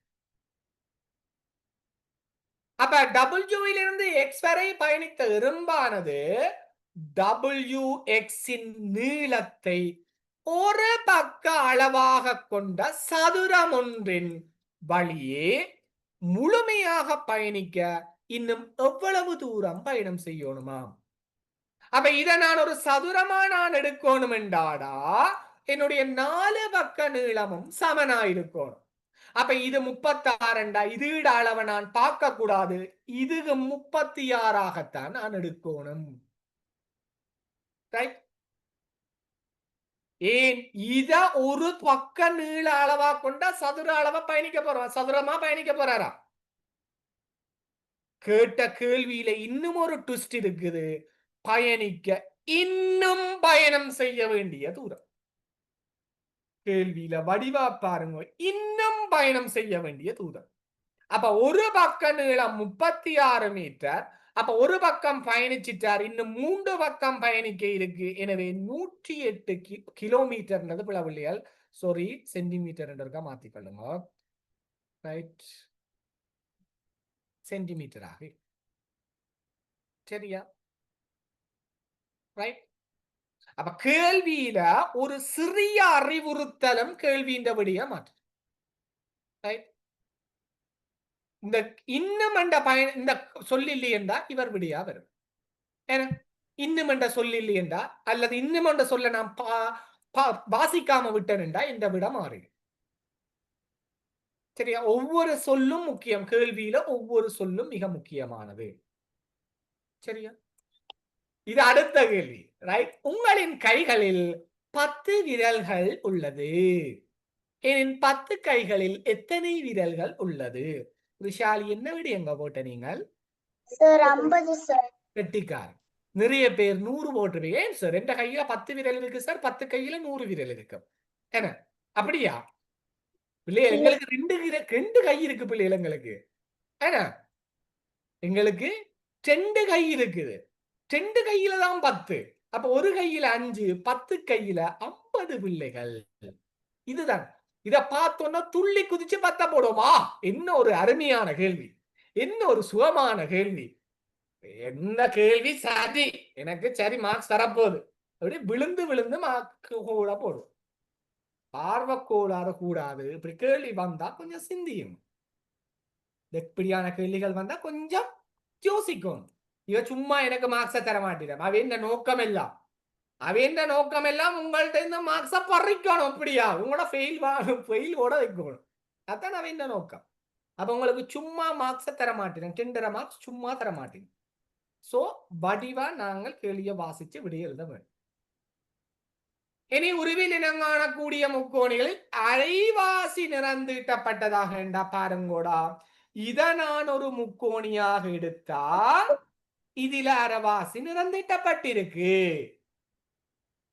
ஓமெல்லாம் இத நான் ஒரு முக்கோணியாக எடுத்தால் இதுக்கு அரைவாசி நிறந்தீட்டப்பட்டிருக்கு. இத நான் ஒரு முக்கோணியாக எடுத்தால் அரைவாசி நிறந்தீட்டப்பட்டிருக்கு. இதை நான் ஒரு முக்கோணியாக எடுத்தால் அரைவாசி நிறந்தீட்டப்பட்டிருக்கு. எனவே 4 முக்கோணிகள் உள்ளனவடா. சரியா? 4 முக்கோணிகள் உள்ளன. விளங்குதா? அடுத்த கேள்வி. இது கொஞ்சம் ஹார்டான கேள்வி. எனக்கு தெரியும் இந்த கேள்வி செய்யறதுக்கு 2 நிமிஷத்துல இருந்து 3 நிமிஷம் தேவை. சரியா? ரைட். யாருக்கு இல்ல சார் நான் 1 நிமிஷத்துக்கு செய்து முடிச்சுட்டேன்டாக்க வாய்ப்பில்லை. சரியா? கொஞ்சம் கடினம். அப்படி செய்கிறார்கள் உண்மையா இன்டெலிஜென்ஸ். எங்களுக்கு எப்படியும் இது 2 நிமிஷம் குறைந்தபட்சம் எங்களுக்கு இந்த கேள்வி தேவை. ஏனென்றால் நாங்கள் இதை ரிவர்ஸில் இருந்து செய்ய வேண்டியிருக்கு. பெட்டி ஒன்றில் ஒரு தொகை மாம்பழங்கள் காணப்பட்டன. மோகன் அவ்மாம்பழங்களில் ஒன்றை சாப்பிட்ட பின் 3 சம பங்குகளாக பிரித்து, அதாவது 3ஆ பிரித்து ஒரு பங்கு எடுக்கிறார் தான். எடுத்து போட்டு மிச்சம் இருக்கிற 2/3 பங்கத்தான் என்ன செய்யறார் கொடுக்கிறார்.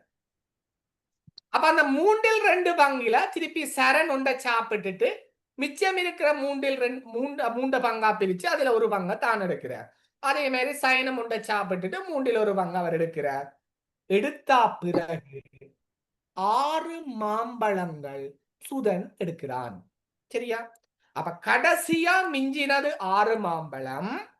அந்த 6 மாம்பழங்கள் சுதனுக்கு கிடைக்குது. அவ பாருங்க, சுதனுக்கு 6 மாம்பழங்கள் கிடைச்சிருக்கு. இப்ப சுதனுக்கு எப்படி வந்தது? சயன் 1/3 பங்கு எடுத்து போட்டு 2/3 பங்க கொடுத்ததுதான் சுதனுக்கு 6 மாம்பழமா வந்தது. அப்ப 2/3 பங்கு வடிவா கவனியுங்கோ. 2/3 பங்கு 6 மாம்பழம் என்றா சயன் எவ்வளவு மாம்பழம் வச்சு எடுத்திருப்பார்? 3/3 பங்கு 9 மாம்பழம் வச்சிருப்பார். எப்ப? அந்த ஒரு மாம்பழத்தை சாப்பிட்டா பிறகு. என்ன?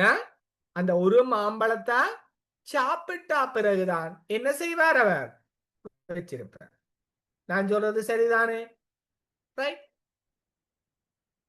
விளங்குதா பிள்ளைகள்? அவர் 6 மாம்பழம் வச்சிருந்தவர், அது 2/3 பங்கு.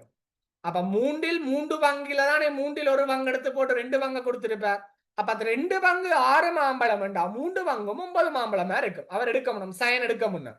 ஆனா சயன் ஒரு மாம்பழத்தை சாப்பிட்டு போட்டு அந்த 9 3 பிரிச்சு போட்டு ஒரு பங்கு மாம்பழத்தை 3 எடுத்து போட்டு மிச்சம் 6 இவருக்கு கொடுத்தவர். அப்ப சயனிட்ட 10 மாம்பழம் வந்திருக்கு. இப்ப சயனிட்ட எப்படி வந்திருக்கும்? சரண் 3/2 பங்கு கொடுத்ததால 10 வந்திருக்கு. அப்ப 3/2 பங்கு 10 3/3 பங்கு எவ்வளவா இருக்கும்? 15 இருக்கு. ஓமெல்லாம் 3 பிரிச்சு ஒரு பங்கு 5. அப்ப 3 பிரிச்சு 3 15. அப்ப சரண் என்ன செய்திருப்பார்? 15 மாம்பழம் அவர் வச்சிருந்திருப்பார். இப்ப ஒரு மாம்பழம் சாப்பிட்டாப்பிறன். அப்ப அவர் சாப்பிட்ட மாம்பழத்தையும் சேர்த்து பார்த்தோம்டா சரணிட்ட 16 மாம்பழம் கைக்கு வந்திருக்கு. சரணிட்ட இப்ப 16 மாம்பழம் கைக்கு வந்திருக்கும். மோகன் சாப்பிட்டு அதுல 3/2 பங்கு ஒன்றை எடுத்தா பிறகு 3/2 பங்கு தான் 16. அப்ப 3/1 பங்கு 8. அப்ப கூட்டினோம்டா 24 மாம்பழம் மோகன் வச்சிருந்திருப்பார். எப்ப? சாப்பிட்டா பிறகு. அவ சாப்பிட்ட மாம்பழத்தையும் சேர்த்தோம்டா பெட்டியில 25 மாம்பழம் இருந்திருக்கும். சரியா? ரைட். கடினமான கேள்வி. யாருக்காக போடுவாங்கடா? இந்த 190க்கு மேல எடுக்கிறாங்களுக்காக போடுவாங்க. அப்ப எங்களுக்கு இந்த கணக்கை செய்யறதுக்கு 2 நிமிஷத்துல இந்த 3 நிமிஷம் தேவைப்படும். அப்ப இந்த கேள்வியை நாங்கள் கொஞ்சம் அவதானமா கடைசி நேரம் செய்யறது பெட்டர். சரியா? ரைட். அடுத்தடுத்து இருக்கும் 5 இலக்கங்களின் கூட்டுத்தொகை 65 எங்களுக்கு தெரியும். 65 5ஆல வகுக்க போறோமடா. 13 தர 5 65. அப்ப 65 நடு இலக்கமாக இருக்கும். 13 நடு இலக்கமாக இருக்கும்.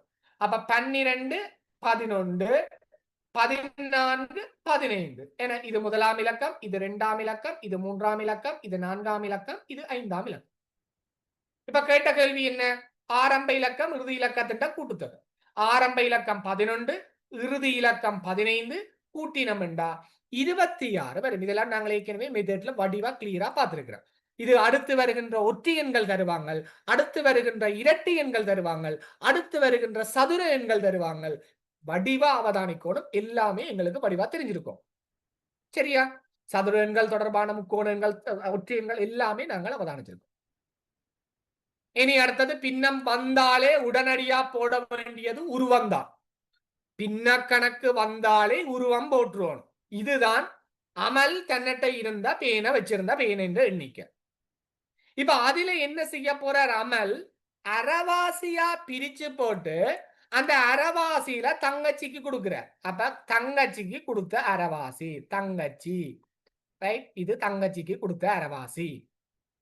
கொடுத்தா பிறகு என்ன செய்யறாராம்?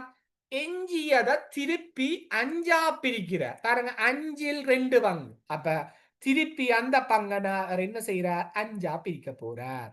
பிரியுங்க 5ஆ பிரிச்சாச்சு. பிரிச்ச போட்டு என்ன செய்யறார்? அதுல 2 பங்க அண்ணாக்கு கொடுக்குறேன். அதுல 2 பங்க அண்ணாக்கு கொடுக்குறேன். பின்னர் அவர்கிட்ட எஞ்சினது 48. அதாவது இந்த 3 பங்கும் 48. அப்ப 3 பங்கு 48 என்றாடா ஒரு பங்கு எவ்வளவா இருக்கும்? 48 நாங்கள் 3ஆல வகுத்தோம்டா 16 தர 3 48. அப்ப இதுல ஒரு பங்கு 16, இது 16, இது 16, இது 16, இது 16. அப்ப இந்த 5 பங்கம் எவ்வளவா இருக்கும்? 16 தர 5 80. அப்ப இந்த அரைவாசி பங்கு என்பதுண்டா தங்கச்சிக்கும் அரைவாசி கொடுத்தவர். எனவே 80 முதலாவது விடையாக இருக்கு. விளங்குதா? சரியா? ரைட்? ஓகே. அடுத்த கேள்வி. இதெல்லாம் ஈஸியான கேள்வி பிள்ளைகள். சும்மா குழப்பற மாதிரி இருக்கும். மிக மிக இலகுவான கேள்வி. கமலா, விமலா, பாத்திமாண்டா 3 பேரிட்ட சிவப்பு, கருப்பு, நீல பேனாக்கள் இருக்குது. ஒரு மேசையில உள்ள ஒழுங்கு தந்திருக்கிறேன். ஆரோ ஒரு ஆள்கிட்ட சிவப்பு, ஆரோ ஒரு ஆள்கிட்ட கருப்பு, ஆரோ ஒரு ஆள்கிட்ட நீலம். இப்ப சொல்லினம் விமலாவின் பேனையுடன் நீல நிற பேனா உள்ளது. அப்ப விமலாட்ட நிச்சயமாக நீல பேனா இல்ல. ஏன்? விமலாண்ட பேனையோட நீல பேனை இருக்கா. அப்ப விமலாட்ட நிச்சயமா நீல பேனை இல்ல. பாத்திமாவின் பேனை நீலம் அல்ல. அப்ப பாத்திமாட பேனை நீலம் இல்ல. அப்ப விமலாட பேனை நீலம் இல்ல, பாத்திமாட பேனை நீலம் இல்ல. அப்ப கமலாட பேனை என்னவா இருக்கு? நீலமாய் பாருங்க. குட்டி பாபாக்கு சின்ன விஷயம்.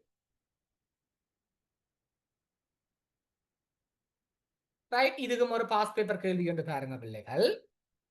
தரப்பட்டுள்ள சதுரக்கட்ட வலையில் ஆரம்ப கட்டத்திலிருந்து இறுதி கட்டம் வரை வடிவா கவனியுங்கோ. இதுதான் முக்கியம்.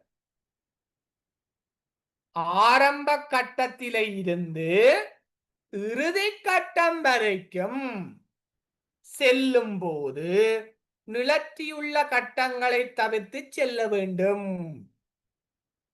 ஏனின் நீண்ட பாதையில் அவ்வாறு செல்லும். அப்ப நீளமான பாதையா இருக்கணும். எத்தனை பாதைகளை கடந்து செல்லும். அப்ப இதுல கவனிக்க வேண்டியது, நான் ஆரம்ப கட்டத்துல நிக்கிறேன், எத்தனை கட்டங்களை கடந்து செல்லணும் என்று கேட்கிறேன். இத கடக்கணும்.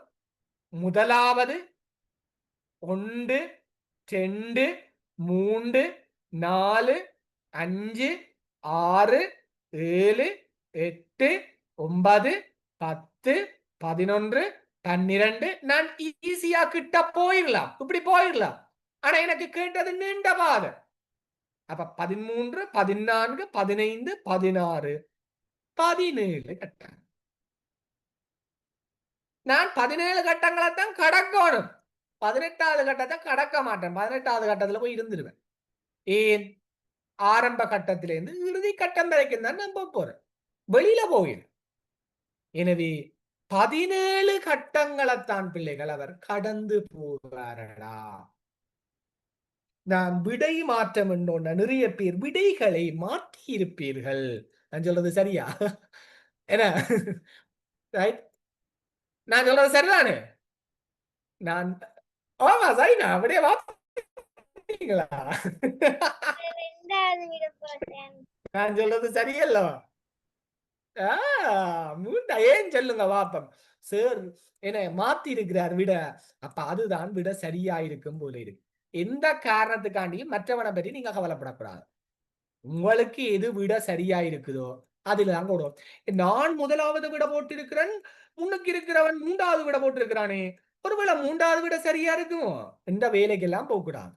உங்களுக்கு எந்த விட சரியோ அந்த விடைக்கு கீழே கோடு போட்டுட்டு வேலையை பார்க்கும். சரியா?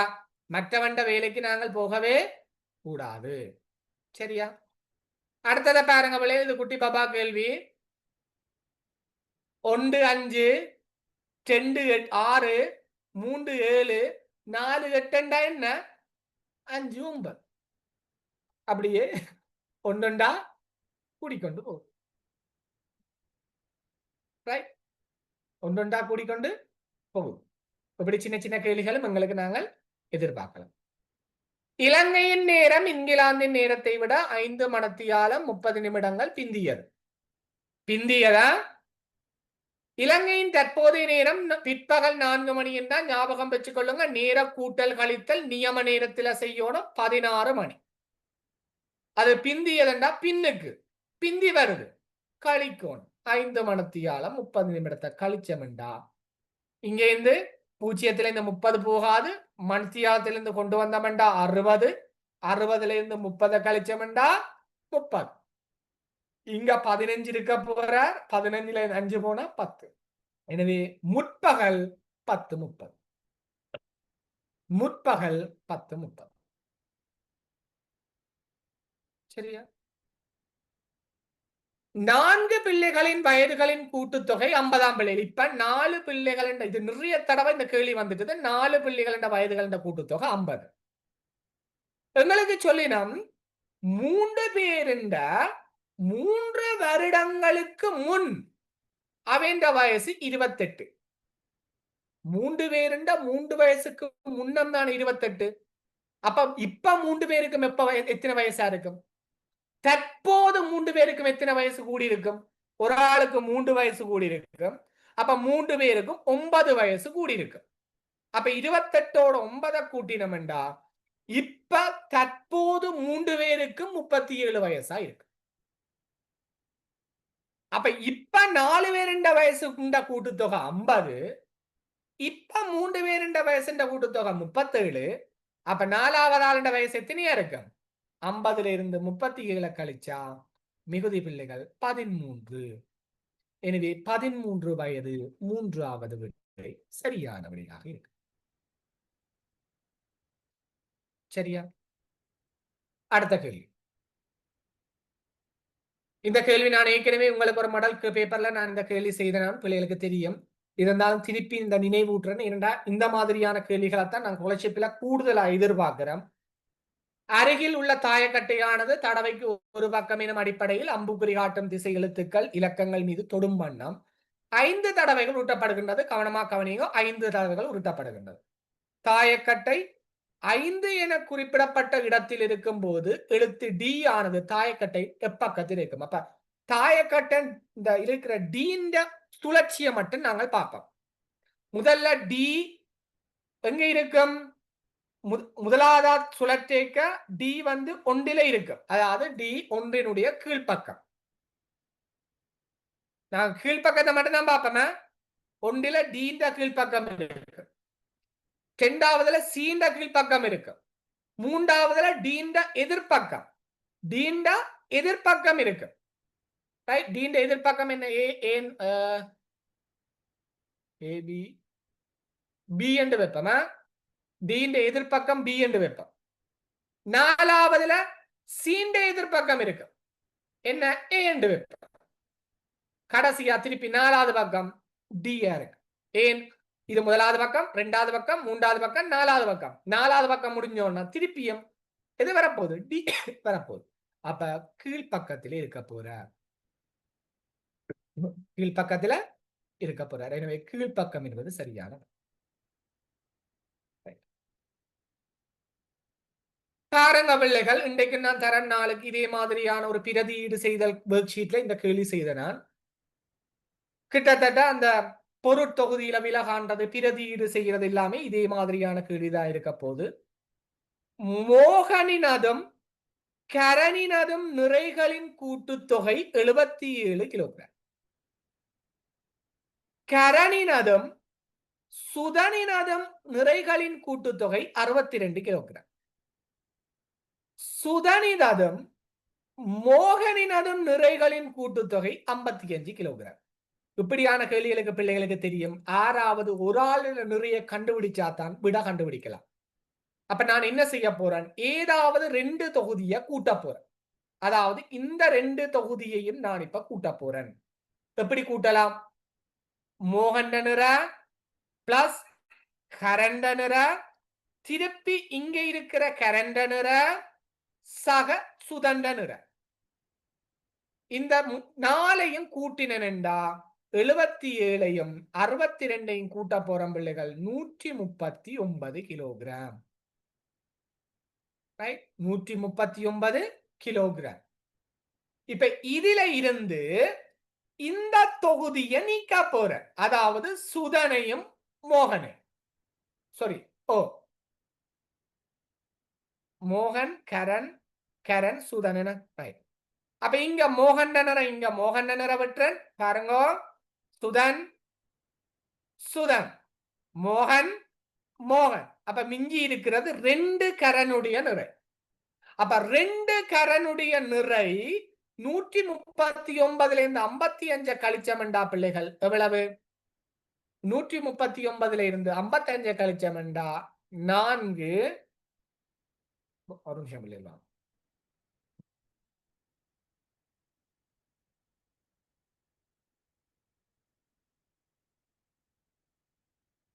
கூட்டினது சரியா? இது ரெண்டையும் கூட 77 62 139. 139 இருந்து 55 கழிச்சா 4. இங்கால 13 இருந்து 5 போனா 8 என்ன 82. அப்ப கரண் 84. அப்ப ஒரு கரனுடைய நிறை என்னவா இருக்கும்? 84 நாங்கள் 2ஆல வகுக்கோணம், வகுத்தா 42. அப்ப கரனுடைய நிறை 42 கிலோவாயிரு. அப்ப இனி நாங்கள் வடிவா எங்களுடைய கணக்கில நாங்கள் பிரதியீடு செய்யலாம் பிள்ளைகள். கரண் 42 77 இருந்து 42 நாங்கள் கழிக்க போறோம். கழிச்சமெண்டா 35 மோகன் நிறையா இருக்கு. அப்ப அதே மாதிரி இங்க கரண்ட நிறன் 42 என்று சொன்ன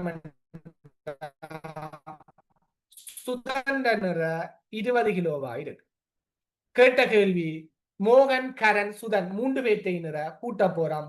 35 42 20 3ஐயும் கூட்டினமெண்டா எத்தனை கிலோடா? 7 97 கிலோகிராம். 3வது விடை மிகச் சரியான விடையாக. சரியா? ரைட்.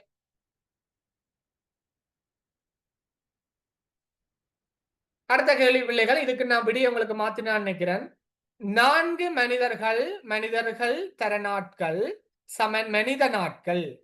4 மனிதர்கள் 8 நாள் வேலை செய்தா பிள்ளைகள் 32 வேலையை அவ செய்யும். 4 மனிதர்கள் 8 நாள்ல 32 வேலையை செய்வினம். இப்ப என்ன நடக்க போகுது? முதல்ல 2 மனிதர்கள் 2 நாள் வேலை செய்ய போயினும். அப்ப 32 வேலையில 4 வேலை செய்து முடிச்சிடுங்க. மிச்சம் இன்னும் 28 வேலை செய்ய கிடக்குது. இப்ப இந்த 28 வேலையை செய்யறதுக்கு மேலும் 2 பேர் இணைய போயினும். முதல்ல 2 பேர் இருந்தவ, அப்ப இன்னும் ஒரு 2 பேர் இணைஞ்சா 4 பேர் விற்பினம். இப்ப இந்த 4 பேரும் 7 28 வேலையை செய்வினம். அப்ப 7 நாட்கள் என்று சொல்லி வரும் பிள்ளைகள். 7 என்பது சரியான 7 என்பது சரியான. கடைசி கேள்வி இத கவனியுங்க. இதெல்லாம் சிம்பிள் பிள்ளைகள். இனி இல்லைன்ற சுகம். ரைட். முதல்ல இந்த 2 தராசையும் நாங்கள் ஒப்பீடு செய்வோம்டா. ஒப்பீடு செய்தோம்டா 2 ஆப்பிள் இங்க வெட்டுவோம், 2 ஆப்பிள் இங்க வெட்டுவோம். அப்ப ஒரு மாம்பழம், ரைட், ஒரு மாம்பழத்தினுடைய நிறை 2 ஆப்பிளினுடைய நிறைக்கு சமனாயிடும். ஓமல்லா. அப்ப இங்க நாங்க என்ன செய்ய போறோம் பிள்ளைகள்? இந்த மாம்பழத்துக்கு பதிலா இந்த 2 ஆப்பிள போடலாம். மாம்பழத்துக்கு பதிலா 2 ஆப்பிள போடலாமோ இல்லையோ? அல்லது என்ன செய்யலாம்? இந்த 2 ஆப்பிளுக்கு பதிலா ஒரு மாம்பழத்தை போடலாம். எங்கள்ட்ட கேட்ட கேள்வி என்ன பாருங்க. குருவில் காட்டப்பட்டுள்ள தராசு சமனில் உள்ளது. இதற்கேற்ப அன்னாசி பழத்தின் நிறை. அப்ப இங்க 2 அன்னாசி பழம் தந்திருக்கணும்.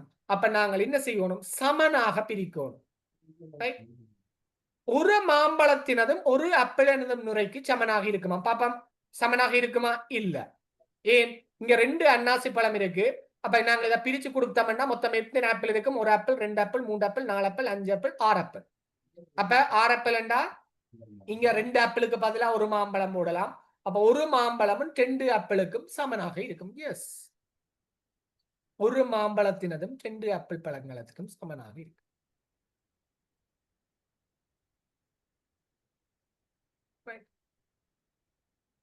இங்க 2 ஆப்பிள் பழத்துக்கு பதிலாக நான் ஒரு மாம்பழத்தை போடலாம்.